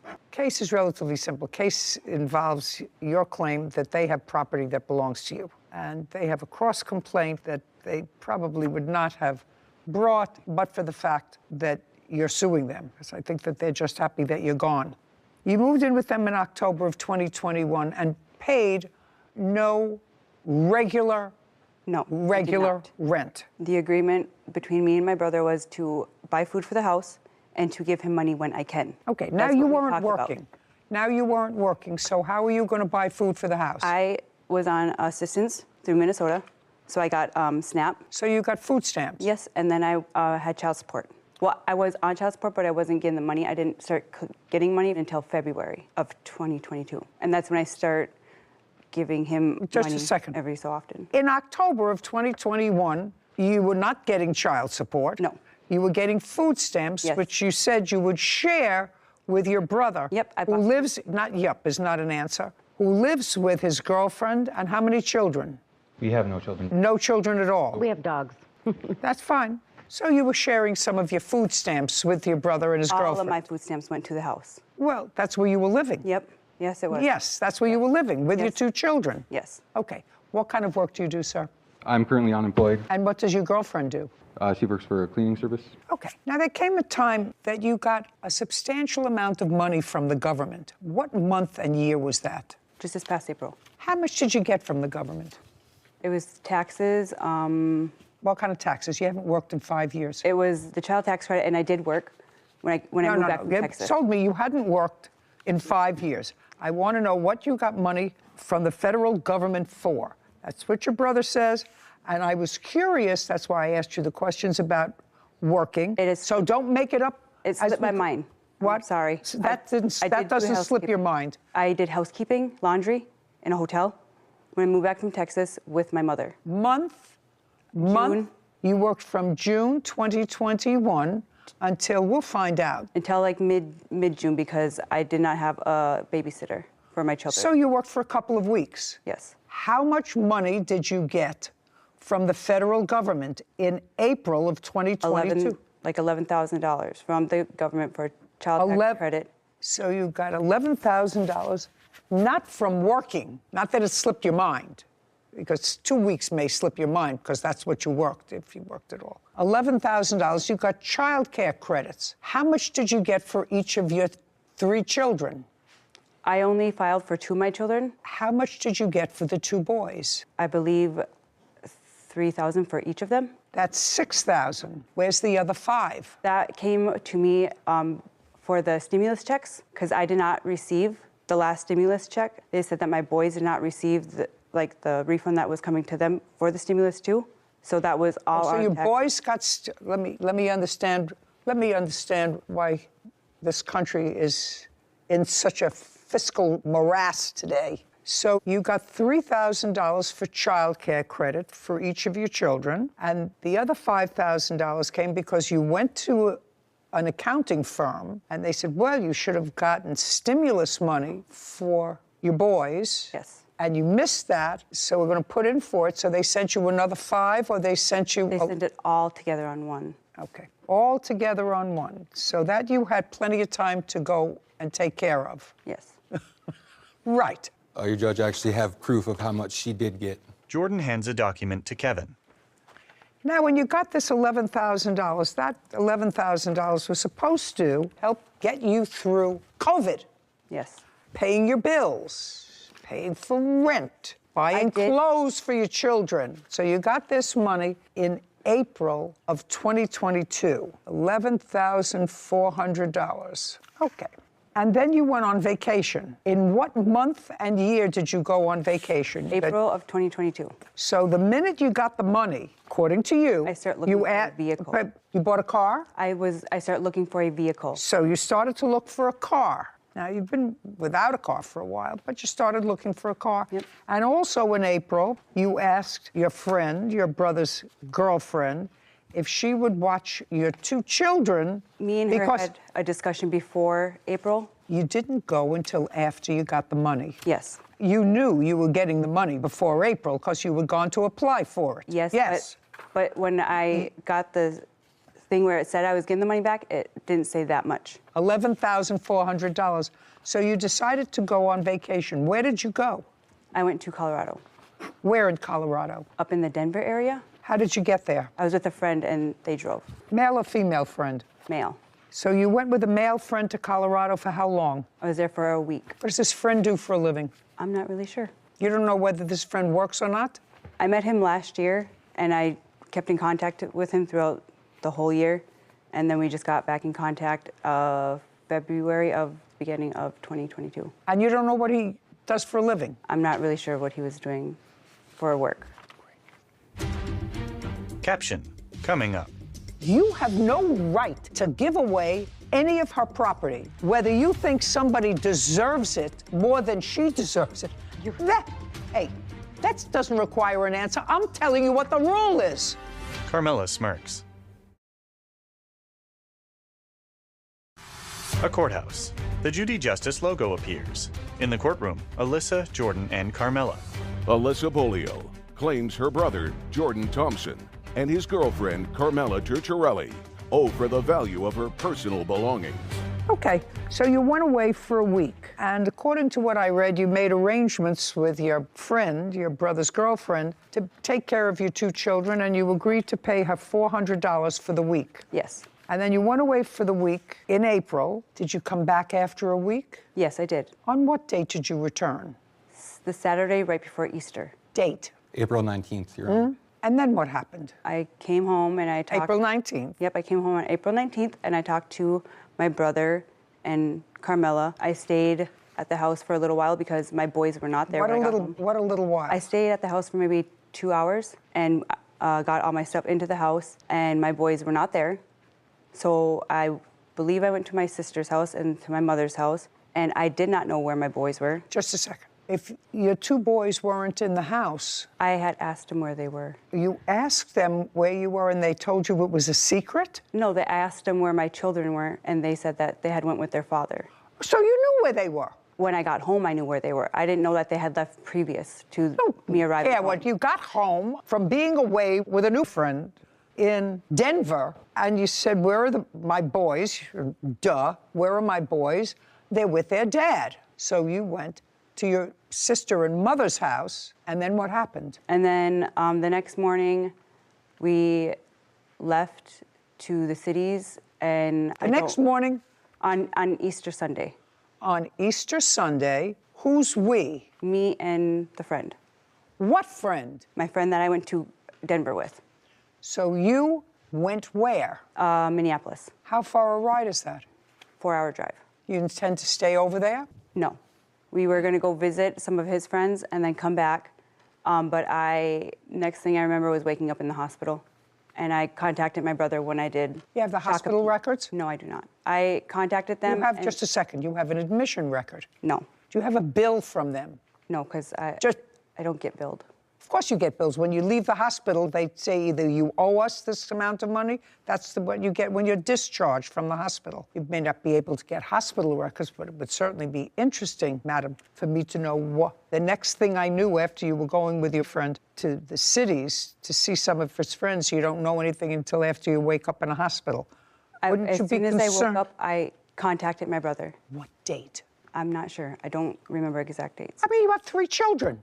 What do you mean you don't know what date? I don't know the exact dates, but I did contact him as soon as I was able to, because I did not have my own phone. Don't you see how irresponsible this whole story is for a person who has 3 children? Yes. How totally irresponsible it is. And what is sad about it is you appear to be an intelligent person who just seems to go from one place to another based upon, well, I used to know him in Texas, I used to know him in Colorado, I used to know him here. I'll leave my 2 boys with Carmela. And we don't have no children, so we're taking care of her children while she's out running around doing what I didn't ask you anything.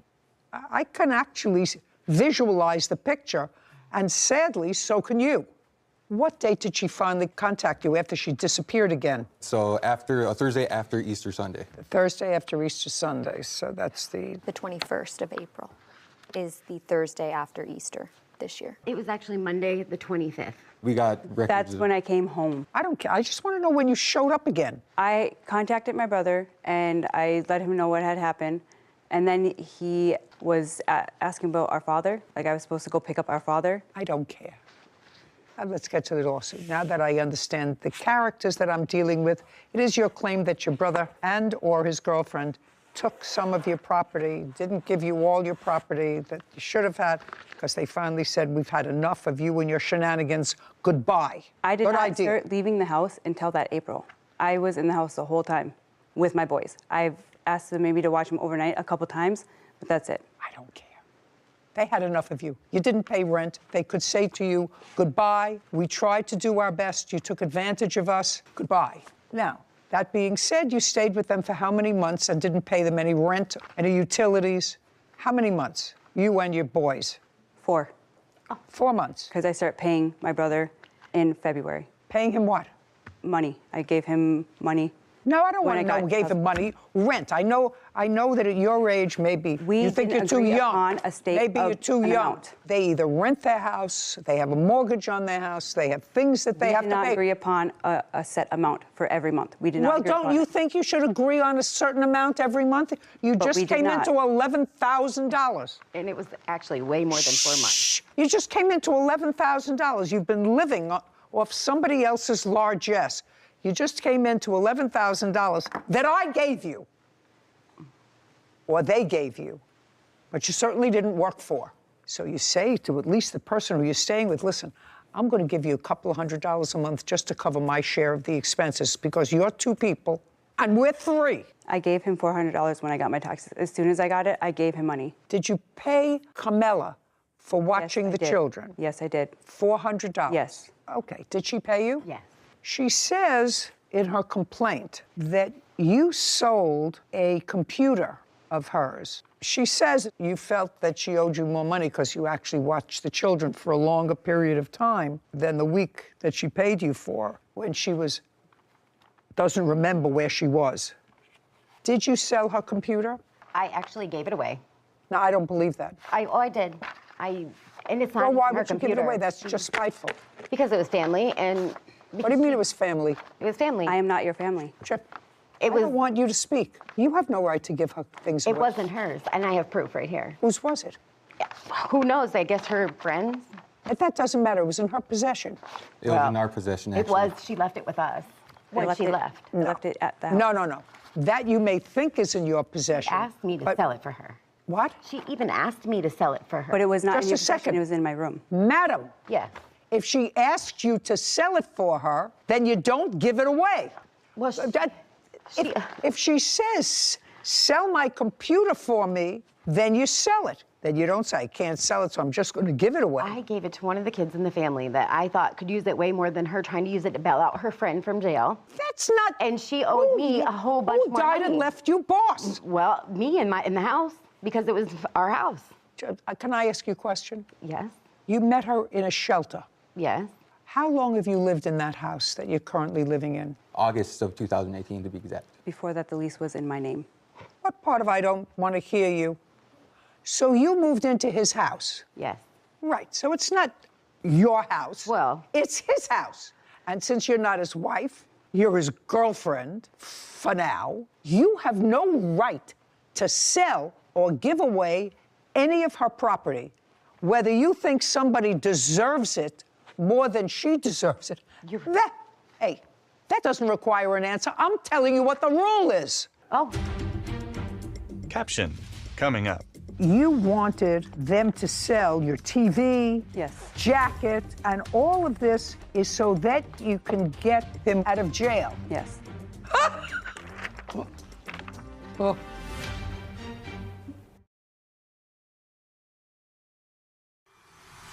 A courthouse. The Judy Justice logo appears. In the courtroom, Alyssa, Jordan, and Carmela. Alyssa Bolio has accused her brother, Jordan Thompson, and his girlfriend, Carmela Turcharelli, of wrongfully selling her belongings.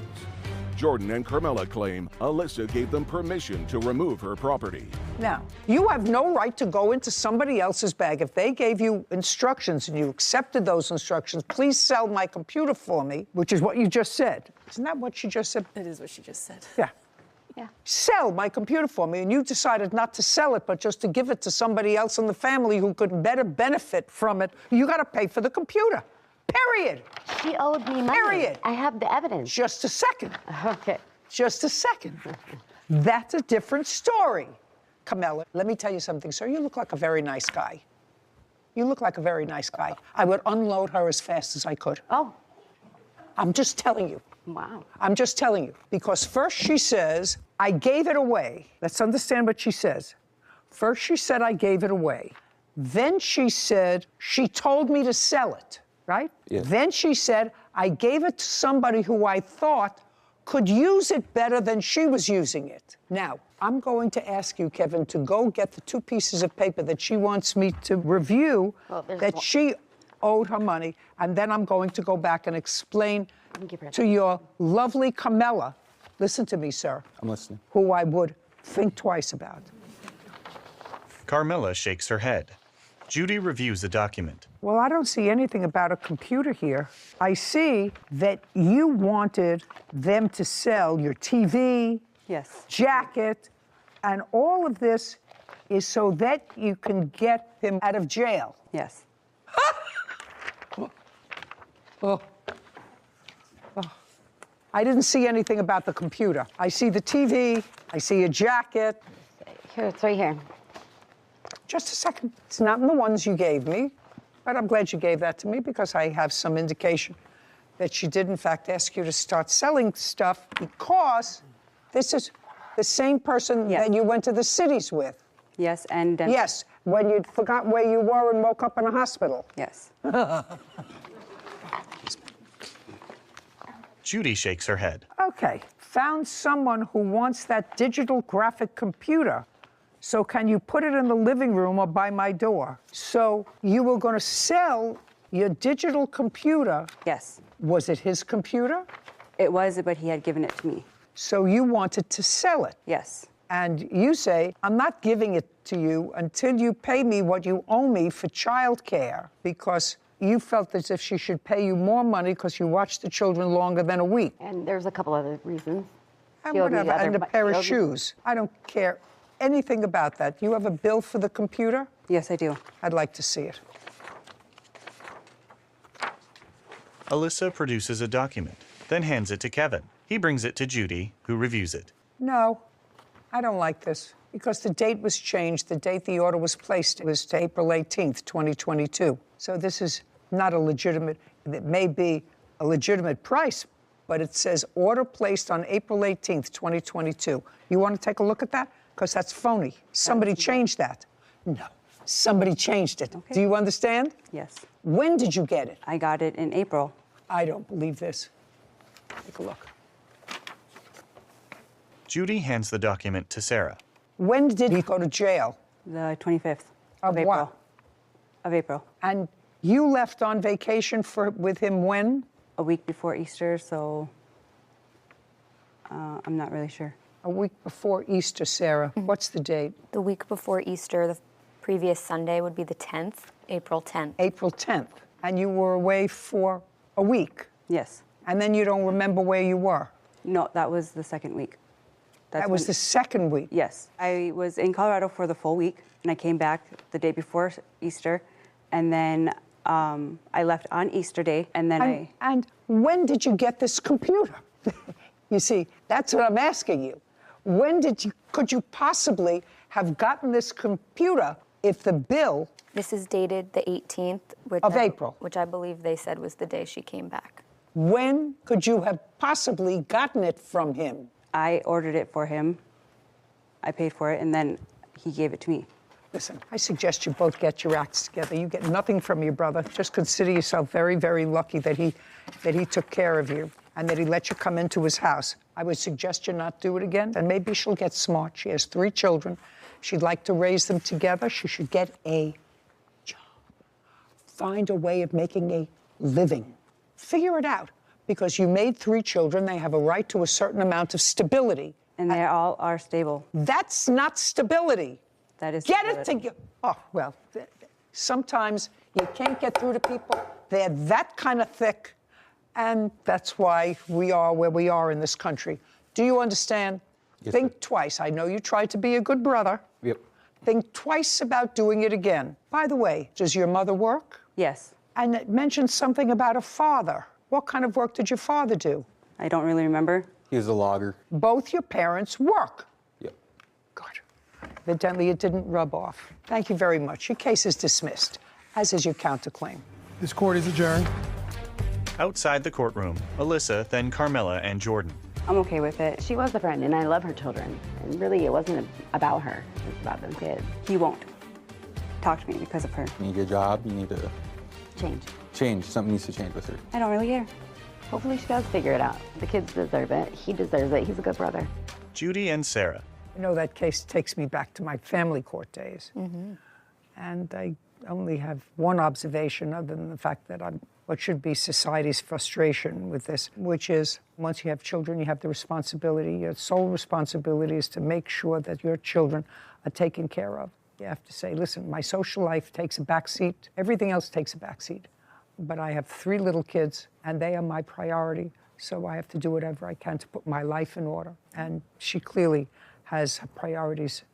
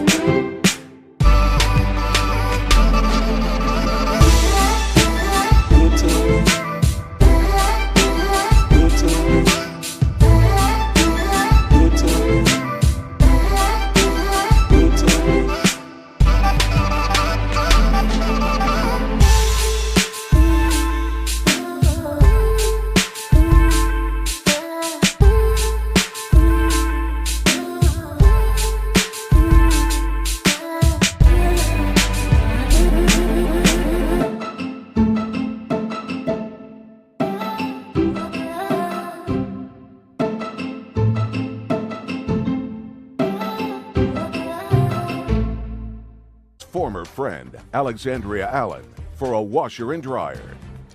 Court come to order. All rise. Have a seat, please. Kevin approaches the bench. Hello, Judge.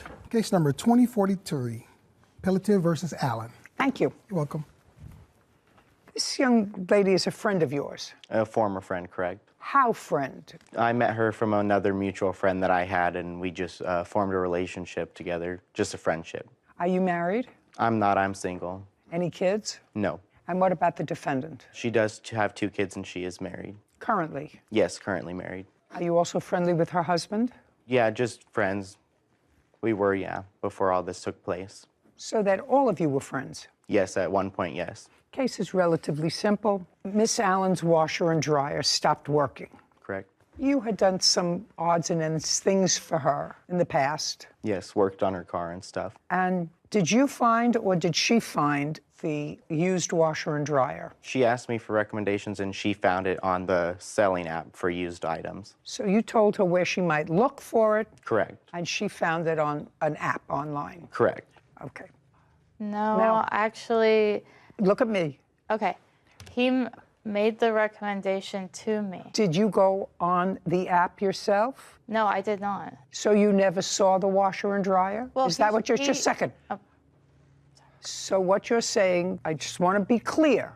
So I said, if you didn't go on the site, then you never saw the washer and dryer. May I speak now? Either you did go on the site and see it, or I didn't go on the site. I didn't see it. He sent the picture of them to me, just a screenshot.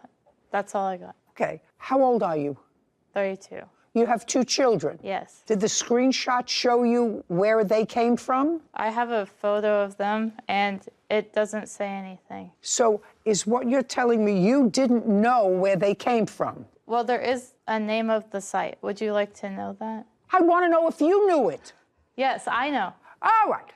Don't play with me. Don't play with me. You knew the site where the photo came from. So let's say you are correct, and I don't know. You said you needed a washer and dryer. You say he found the washer and dryer on a site, sent a photo to you and said, is this what you're looking for? Correct. Right? And on that screenshot was the site. Right. So you had at least access to the same site that he did. That's correct. And did the site give you the name of the person or persons to contact with regard to the washer dryer? There was no one's name, just a phone number. Did you call a phone number? I didn't call them. Who called them? Mr. Pelletier. Now, Mr. Pelletier didn't call them unless you said they look fine. Well, I did say they looked fine. Well, what else did you say? Based on the picture, they looked... Just a second.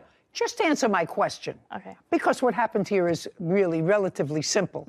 And I don't know whether you're a simple person, but it's relatively simple. You had a friend. You told him I needed a washer and dryer. Mine broke down. He said, this is a great site. According to you, I'll look up, and he looked up the washer and dryer, and you did nothing. You, who needed the washer and dryer, you must work very hard. How many jobs do you have? I have a couple of jobs. My children are a big job, for one. And 2, I'm a full-time university student, so I am busy. So you should be able to get a washer and dryer by yourself. You farmed that job out to him.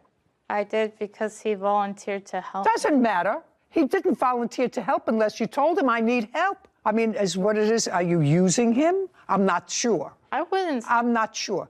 What do you do for him? I watched his cats. When he went out on a vacation with his grandmother, and I took care of his cats free of charge because, well, for how long? I didn't expect him to be gone that long either. It was over a week, and I had to buy the cats food. So, just a second. So you watched his cats? Yes. And is what you believed that him taking care of getting this washing machine payment for taking care of the cats? Well, not just that. There's other things that happened while he was installing the washer and dryer. I don't care about things that...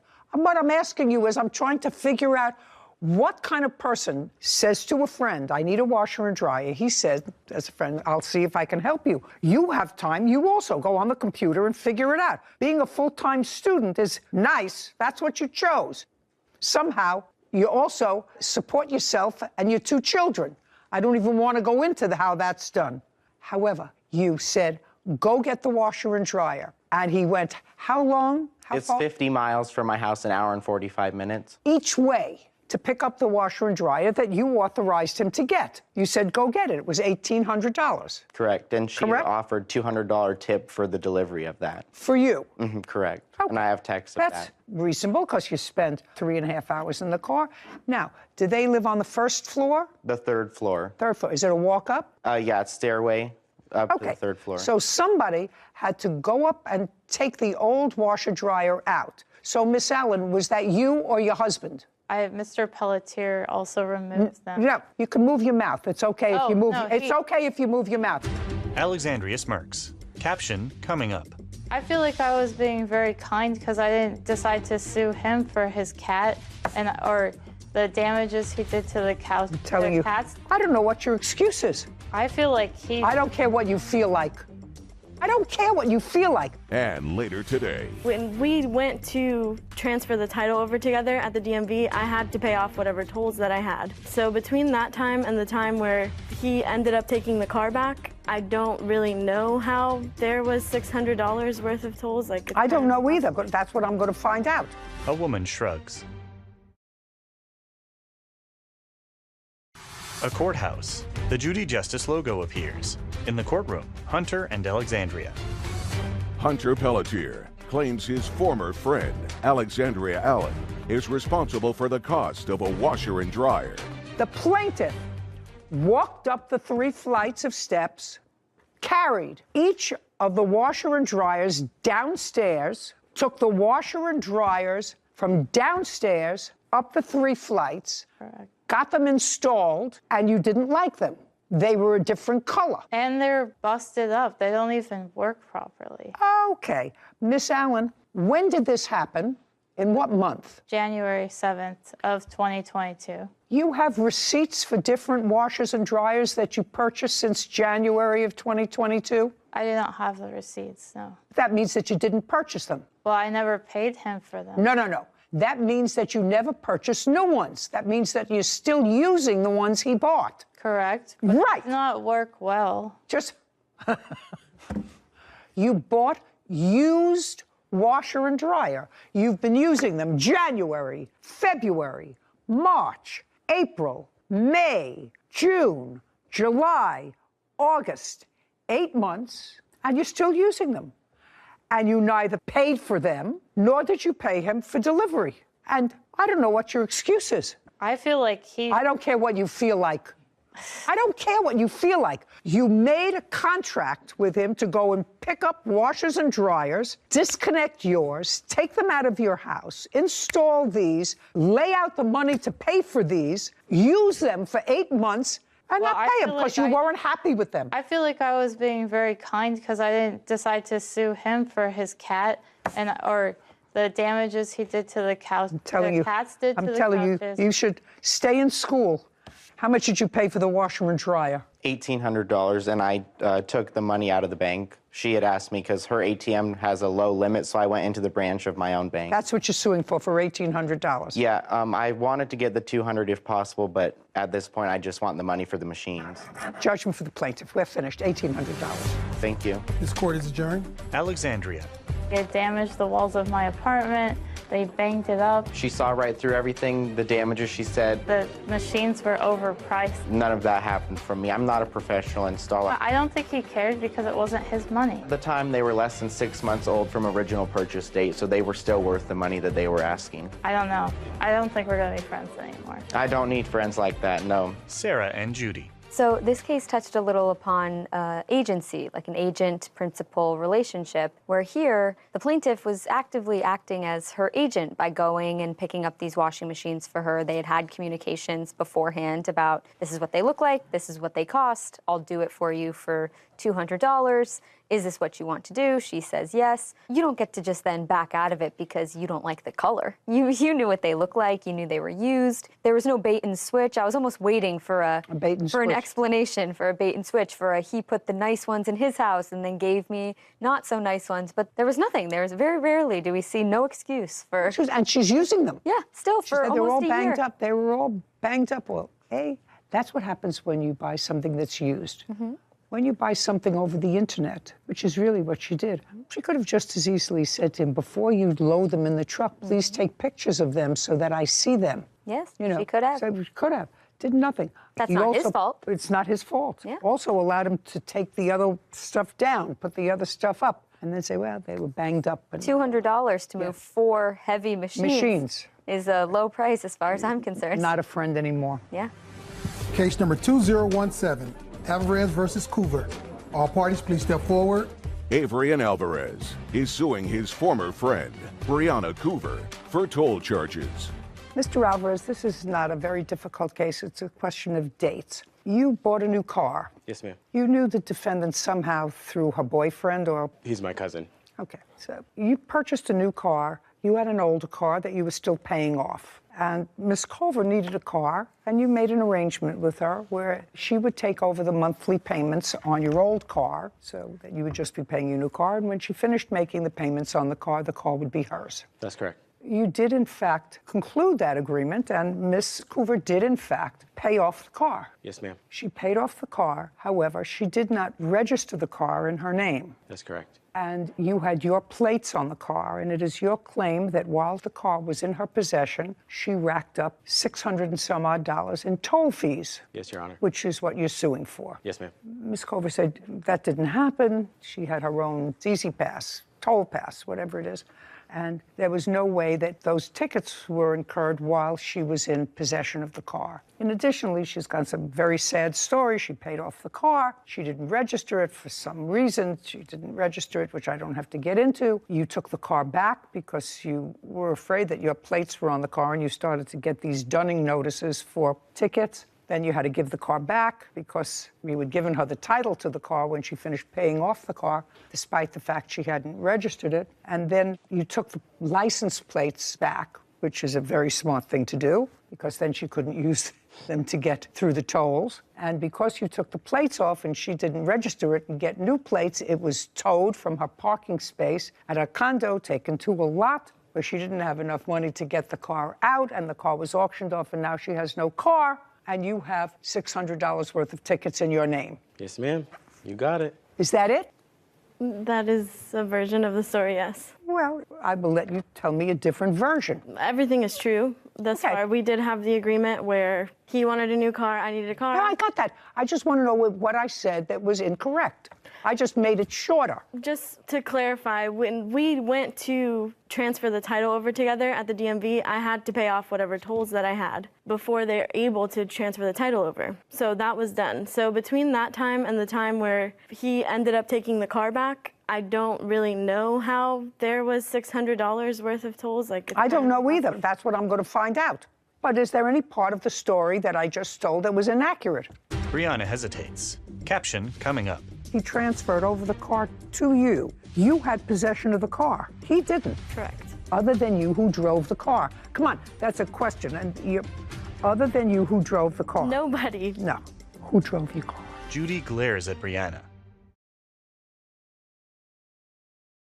A courthouse. The Judy Justice logo appears. In the courtroom, Avrian and Brianna. Avrian Alvarez claims his former friend, Brianna Coover, owes for toll charges. Brianna says she already paid for the toll charges. He says that you had possession of the car. He got notification that there were tickets. You say that you didn't go through tolls. He said, I didn't have possession of the car. Is there anything that is incorrect about that? So it's just a question of dates. It's not a difficult case. It's a question of dates. Correct. Okay, so give me the date that you made this arrangement to pay off the car.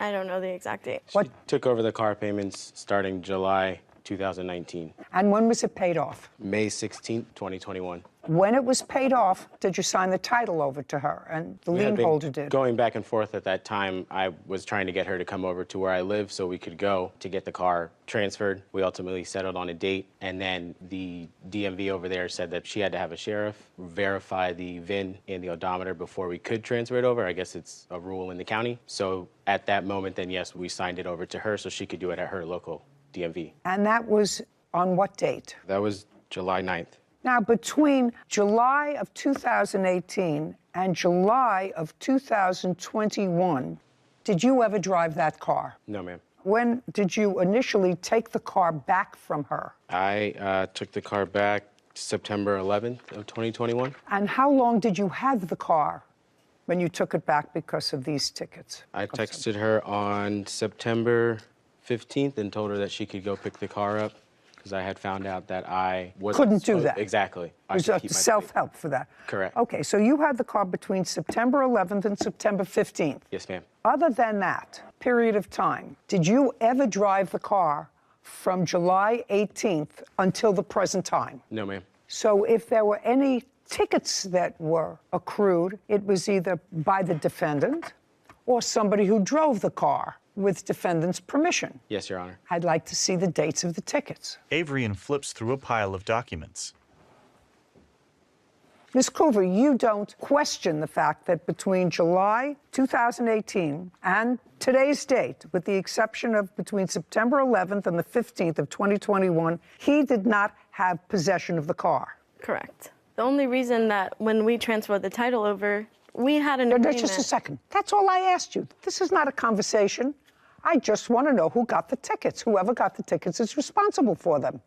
So he only had the car, so if there are any tickets there that were between September 11th and September 15th in 2021, they belong to him. Any other tickets from 2018 July until infinity are yours. Brianna nods. Kevin hands Avrian's documents to Judy, who reviews them.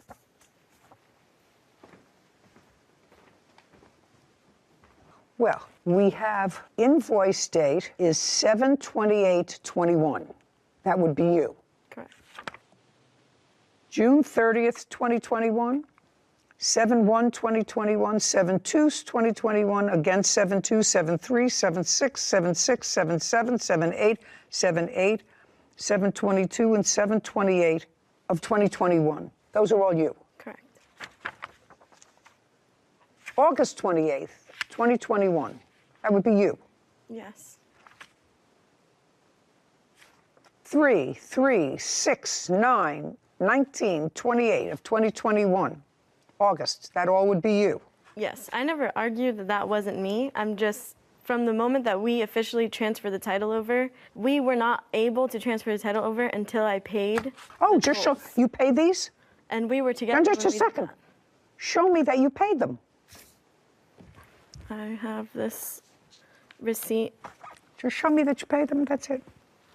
Brianna hands her phone to Kevin, who brings it to Judy. And that would have been what was due at the time when we transferred the title over. I'm just going by the dates of the tickets, madam. I don't care how the government screws up. That's not my problem. Okay, show me your payment. May I see it, please? Judy reviews Brianna's phone. It should say the date there and the cost of those tolls on the day. This is your SunPass. You replenished your SunPass. That's a payment to SunPass. For $154. And that's what it was on the day that we transferred the title over. So my thing is, from the day that we transferred the title over to the day that he came to my parents' house and took the car, there was no way that I racked up $600 in tolls. I don't know whether you did or didn't. Then take that up with Department of Motor Vehicles. That's what they say you racked up between that period of time. He didn't have possession of the car. You had possession of the car from the time he transferred over the car to you. You had possession of the car. He didn't. Correct. Well, other than you who drove the car. Come on, that's a question. And other than you who drove the car. Nobody. No. He never drove your car. No. Who drove your car? I did. Who else? Nobody. Yeah, I don't believe that. Judgment for the plaintiff in the amount of $654. We're finished here. Thank you. This court is adjourned. Avrian, then Brianna. Quick and simple case. She did what she needed to do. I can't really say I'm super surprised, I guess. I was just asking for payment on the tolls and I wasn't getting any responses. I don't know how in literally 3 months I didn't rack up $600 in tolls. It is what it is. He was okay with me continuing to use his Take my license plate with me. license plate until one day he wasn't, and then Trevor McCormick for breaking his lease, the cost of a phone, as well as a personal loan. Court come to order. All rise. Have a seat, everyone. Kevin approaches the bench. Case number 2031, Snyder Alice versus McCormick. Thank you. You're welcome. Mr. Snyder, you own a farm, I do, and this is your girlfriend. yes. How long has she been your girlfriend? 5 years tomorrow. You say that as if 5 years tomorrow, and? And I'm just saying, it's 5 years. 5 years tomorrow. Yeah. And? And the rest of our lives. Okay, good. He know that? No, he's learning. He's learning. Terrific. Okay, this is what I'm gathering from the bare bones of the story. Mr. McCormick was dating an employee of yours. Correct. What was that employee's name? Natasha. When were you dating the lovely Natasha? We weren't really dating. We were an acquaintance. Where was Natasha living? She was living, when we first met, she was living at a friend's house, and she was working for Adam as an employee at a restaurant. And when was that? Month and year? I'd say around September of last year. September 2021. Yes. And? And we decided to move out because Adam had so you were living with Natasha at the friend's house? Yes. Where had you been living before? My mom's. So you went from mom's house to Natasha and a Yes. friend's house? Yes. Okay. And then where did you go? Then we moved into the trailer right next to Adam that he owned. Who had a discussion with Mr. Snyder about potentially renting the trailer so you would have a Natasha. place to live? And what kind of rent were you paying? I believe it was $800. And you moved into the trailer when? Around November. Of 2021. Yes. And you lived in the trailer till when? About March. March of 2022. Yes. In March, what happened? Me and Natasha weren't getting along. I just had enough. There was never a boyfriend-girlfriend relationship. No. She was just a friend. Did you know that? That is not true. So what did you do? I asked Adam if I could move into the ranch house. There was nobody living there at the time. Where were you living? I live at my home with Julie. Okay, and there's a ranch house on the farm. I have a ranch house on a separate piece of property. Close by to the farm? Yes, 3 miles. That was vacant. Correct. Okay, so you asked to rent it? Yes. Who was going to rent it? I was. Just you? Yes, just me. How much was the rent? It was $800. And this was in March? Yes. Prior to March of 2022, what kind of work were you doing? I was working at a factory. How long did you work there? About a month. What month? March. Prior to March, where were you working? On Adam's farm. From when to when? I'd say about December until March. Well, in December to March, you were living in the trailer. Yes. Okay. And you were living with the lovely Natasha. Correct. And Natasha, I assume, was contributing to the rent. Yes. And how much were you contributing to the rent? Is not an answer. How much were you contributing to the rent from December to March of Couple hundred. 2021? Couple hundred a month. That's not an answer. A couple of hundred a month. How much do you pay for rent? $316 a month and 24 cents. How much does it cost to have your garbage picked up? $59.12. Do you understand? Certain things Yes. change. What was your electric bill last year? I don't remember. What was your bill last month? I don't remember. $300, ma'am. You see? But I mean, a couple is two. Yes. Who did you pay that to? Natasha. Well, I can't tell whether you paid that to Natasha or not. Did you ever discuss rent with Mr. Snyder? No. Even in the trailer? Even in the trailer. So that was all done through Natasha? Correct. Okay. But according to you, you worked someplace in March, but before that you worked on the farm. Yes. From when to when? December to March? Yes. Beginning, middle, or the end of December? The middle, the 16th. Is that about right? If you want to call Just helping... helping whatever. Yes. December 16th. Okay. And from December 16th, you did whatever work it was on the farm until March? Yes. March what? Till I moved out. No, March what? Beginning, middle, and... 28th. And what was the rent in the ranch house? The ranch house must have been nicer than the trailer you were living in. $800. You moved in April? Yes. How much money did you give him? $900. Some was to go towards security? I was in between jobs, and that's what I had, so we made an agreement that I'd pay $900 the week of, and then so on and so on. I don't have What's the so on and so on? I don't have the copy of the lease. He never gave me it. Did you sign a lease? Yes. I'd like to see it. I have it right here.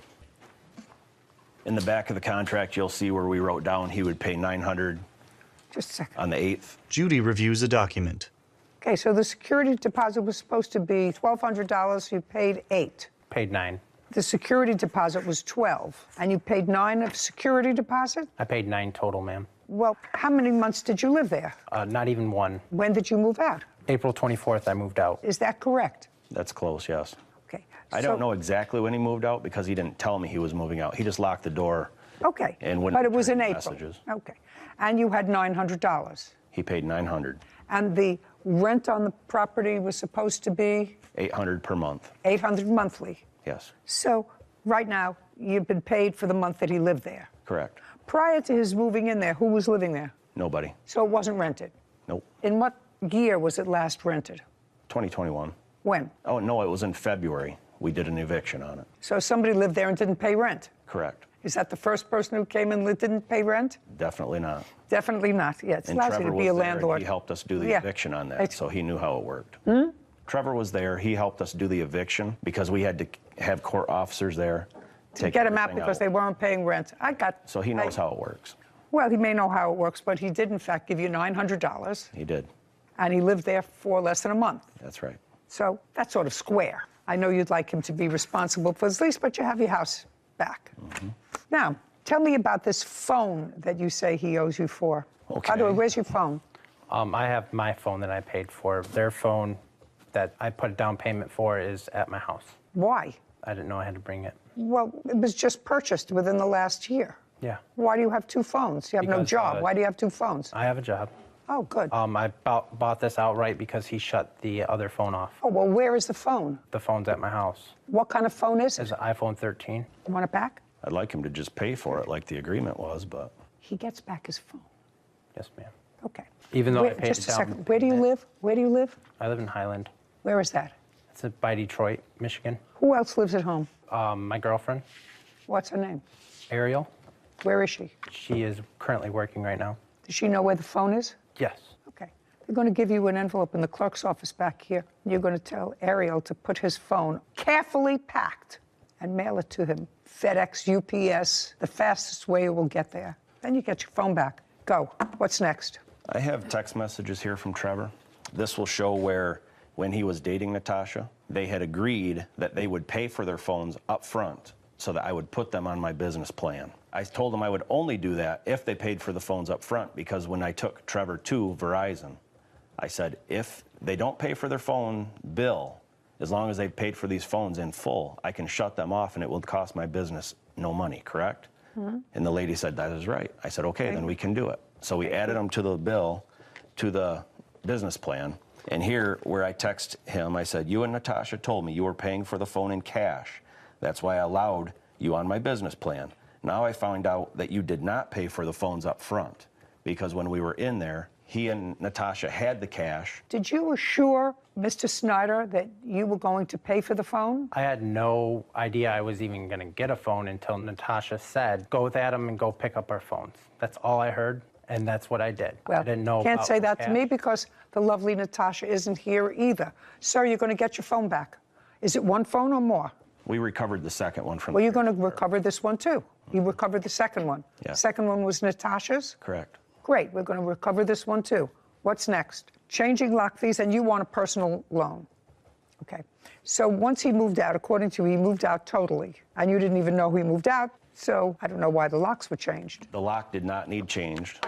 I did tell the court that we were going to have to change the locks because the key was missing. I didn't know that while I was away on storm, Julie had gone in to check, make sure the water wasn't running, and she found the key on the table. And that is Okay, what Trevor great. said. So we're going to eliminate that. And now we're going to go to the small loan that you say that you made to the defendant. So Natasha came over, guys, like he said. She worked at... Don't tell me what Natasha asked you. That's all hearsay.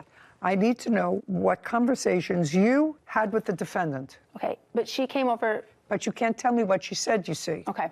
So And anyway, if you made a contract, if you made a contract with Natasha for a loan of money, even if it went for his benefit, do you understand? Okay. Even if it went for his benefit, he's not responsible. If Natasha says, I want you to give, what's your first name? Trevor.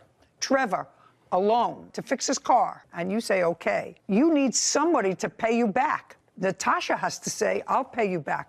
However, you can't tell me that. Caption coming up. I was not in the house at the time when they were discussing that. Well, you said you went into the house. I came to pick Natasha up. I don't want you to make yourself appear any more stupid. Do you understand? Try not to do that. A courthouse. The Judy Justice logo appears. In the courtroom, Adam, Julie, and Trevor. Adam Snyder and Julie Ellis claim their former employee, Trevor McCormick, owes for the cost of a phone and a personal loan. Trevor is countersuing for unpaid wages. Now, did you ever have a conversation with Trevor about money? I do. I have a text message telling him. No, tell me, not a text message. The conversation was not verbal. It was by text message? Correct. Okay, so I'd like to see text message from him. Yep. This has from Trevor. This is his number. Okay. May I see it, please? Julie hands a document to Kevin, who brings it to Judy. She reviews it. He did pay me $100 in cash. Okay, so it's clear from this text exchange, sir, that you borrowed a certain amount of money from the plaintiff. I did not borrow, Natasha. Yes, well, it acknowledges it here because you say, I start that job on the 14th. I will pay you back out of my first check. It was for me, and I will pay it. That's what you wrote. Do you understand? Do you want to look at it? No. You don't want to look at it. You're not questioning me, so it's clear from this that you borrowed money from Miss Ailes. I personally did not. I didn't even know what was going on. Who wrote this? I start that job on the 14th. That was me. Well, then, that's in response to her text message to you that says, hello, Trevor. I heard you were moving out and I need that paid by the end of the month. I have been very patient as no attempt has been made on this. Thank you. And you immediately wrote back to her and said, I start that job on the 14th and I will pay you out of my first paycheck. That's what you said to her. Yes, ma'am. You mean, yes, ma'am. Now, I'm going to get back and ask you the question I think I asked before. What was the loan for? I broke down in Oklahoma. In what month and year was that? About September of last year. September of 2021 is just about when you started dating Natasha. Correct. Okay, so your car broke down in Oklahoma. And? And it had to get fixed. And? So I rode the Greyhound bus back up to Michigan and waited until my car got fixed, which took months. I'm asking you, what was the loan for? To go back down and get my car. So it was $670 that you borrowed from her, and I want to know how it was that you got the money. I came in to Julie's house, and Natasha said, you're going to Oklahoma to pick up your car, because I didn't have any money right then and there, but I wasn't going to ask anybody. Just a second. I don't care what you were going to do, what you didn't do, what you thought about doing. You went into the house that the plaintiffs share. Mm-hmm. Not uh-huh. Uh-huh is not an answer. The answer is yes. The lovely Natasha was there. Yes. With Julie. Yes. What did you say and what did Julie say to you? Just Julie. Julie didn't really say anything. She said, don't tell Adam about the money. Okay, so she said she would give you money. Yes. And she knew exactly how much you needed. Yes. Did you tell her that? No. Okay. When she gave you the money, did she give it to you in check or cash? She didn't give me no money. She gave Natasha the money. Okay, how much was it? $700, around there. And after it was given to you by Natasha, but you were all in the same room together. I was not in the house at the time when they were discussing that. Well, you said you went into the house. I came to pick Natasha up. Yes. I don't want you to make yourself appear any more stupid. Do you understand? Yes. Try not to do that. You were in the house with Julie and Natasha at some point, and at some point, money was discussed. No. Was money discussed in front of him? No, it was not. Okay. So your loan was not with him. Do you understand? Yes. Unless he ratifies the loan subsequently. Is that correct? Correct. This is from my person who just studied for the bar, and I have to go back in my mind 50 years. If my memory is correct, if you don't make a loan directly with someone, they cannot be obligated to repay that money. However, if they subsequently get use of that money and subsequently agree to repay you, they have ratified that contract. Correct. You just have to decide if that's a ratification. Yeah. What would be your take on that? Take a look at it very carefully. What would be your take? It was for me, I will pay it. Seems pretty close to textbook ratification. Yeah, I would say so.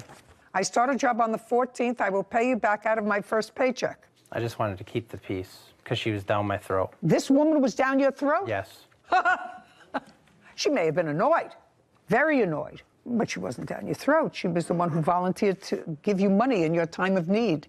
How could she be down your throat? Okay. So far you paid her back $100. Is that what he paid you back? So he owes you $600. Okay. So far, Mr. Snyder, I'm not with you on it, on the rent. Okay. I'm not with you on the lock change fees. I am with you on the phone, which you're going to get back. He's going to get that back within 5 days. Otherwise, he's going to have difficulty. Here from the day that he did the phone purchases, instead of paying for the phones up front, he also added a bunch of other cordless phone chargers and everything else to the bill. How much were the extras? Totally, there's 2,000. No. I don't want them total. Total, you're going to get the phone back. What were the extras that he charged onto the phone? There is a $41.99. $41.99. There is a $20.99. Okay. You know that I went to 7 years of postgraduate school for this. Keep going. $29.99. 7 years. They were very hard years. I also took the bar exam. Keep going. $29.99.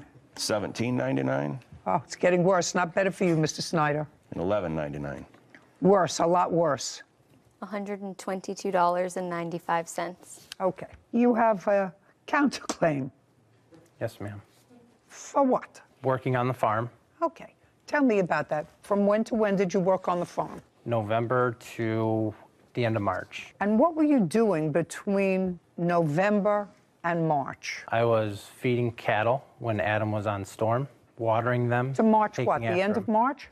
Yes, right. I thought you worked at a factory. I did both. Well, you can't do both. You work at a factory. I asked you if you had a job. You said, I work at a factory. I did do both. Well, now I need the name of the factory and find out what your shift was. I was, And you worked during the day. yes. From when to when? From Time. 6 to 6. Well, I had. Just a second. Mr. McCormick, if you work from 6 a.m. to 6 p.m., it is not possible to work a full-time job for the plaintiff as well. I had a schedule of three on, 2 off. Okay. We're making it up as we're going along. Trevor smirks. Caption coming up. Did you have a financial arrangement with him for putting out these bales of hay? We never did. Although he did get paid for everything he did until the last day that he worked for me, where we were tearing apart a building. That's incorrect. Oh, just don't speak. Judy raises her eyebrows at Trevor. A courthouse. The Judy Justice logo appears. In the courtroom, Adam, Julie, and Trevor. Adam Snyder and Julie Alice have accused their former employee, Trevor McCormick, of refusing to pay the costs of a phone and the balance of a loan. Trevor claims he was not paid for the work he did on their farm. Now, did he work for you? It would be very minimal. He would put hay bales out, which would take 10 minutes. He would put what? Hay bales out for the cattle. Hay bales? Yes. At approximately what time of day? Because I'm not getting... He could come and do it when he got home from work. Okay. And did you have a financial arrangement with him for putting out these bales of hay? We never did. Okay.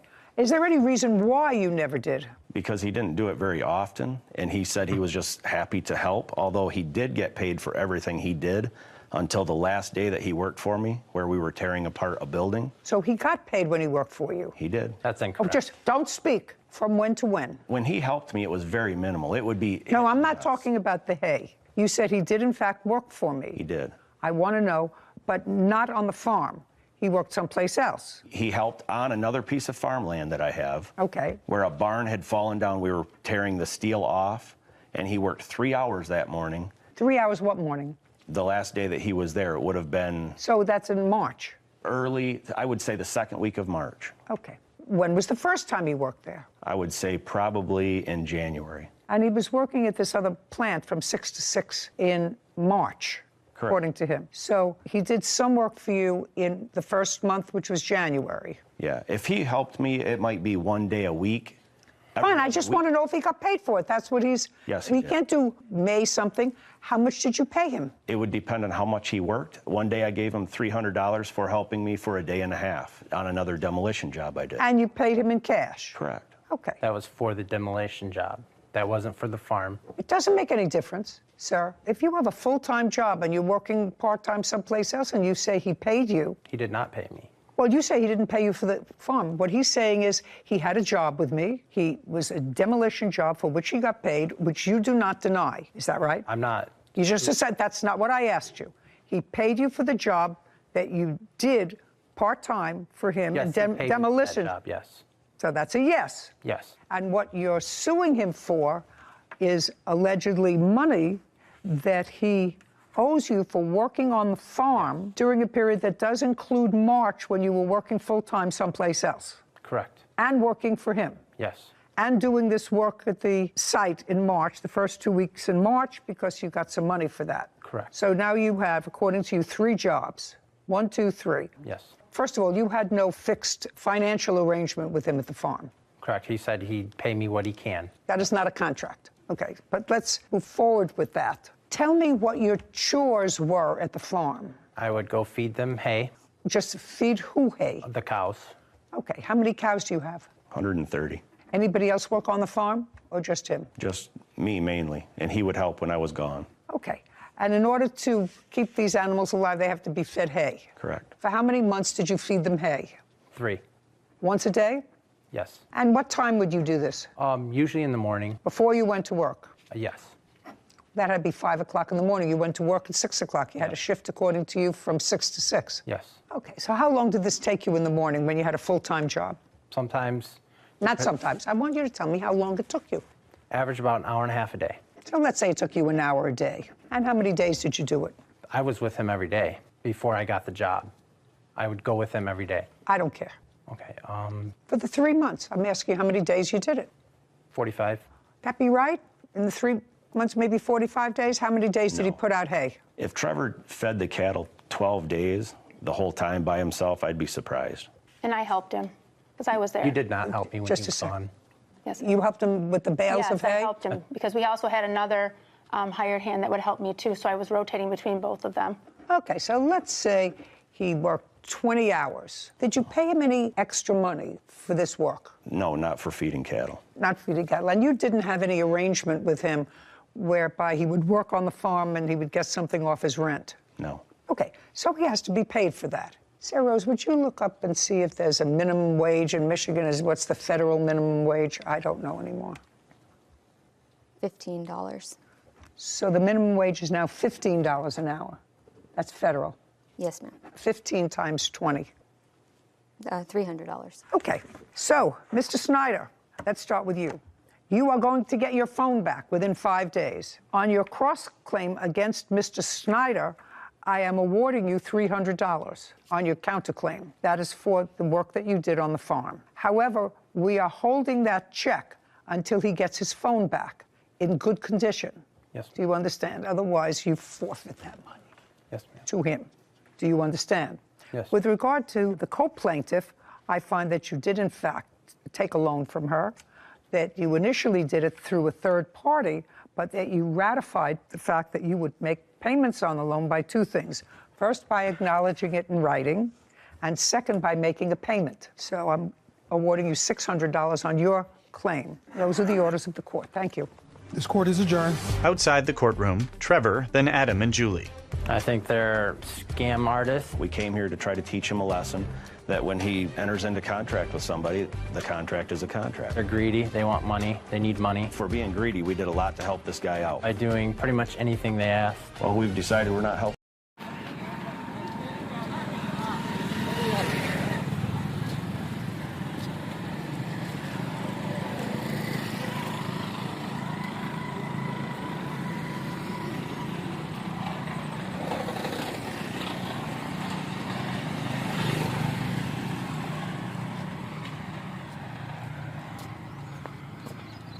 Video लानी होंदी है YouTube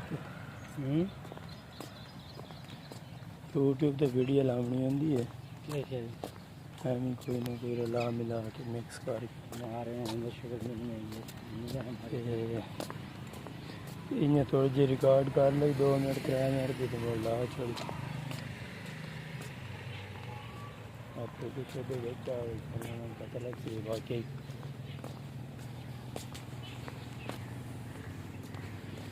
बड़ा VIP माहौल है मेले च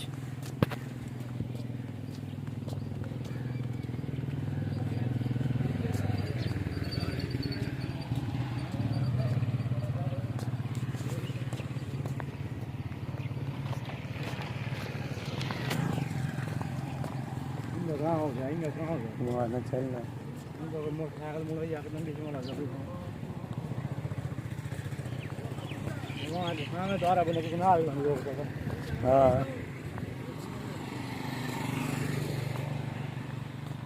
ठीक हो गया जी, ठीक हो गया। 1.5 मिनट की वीडियो ही है अभी सारी, 4 मिनट की हमें चाहिए।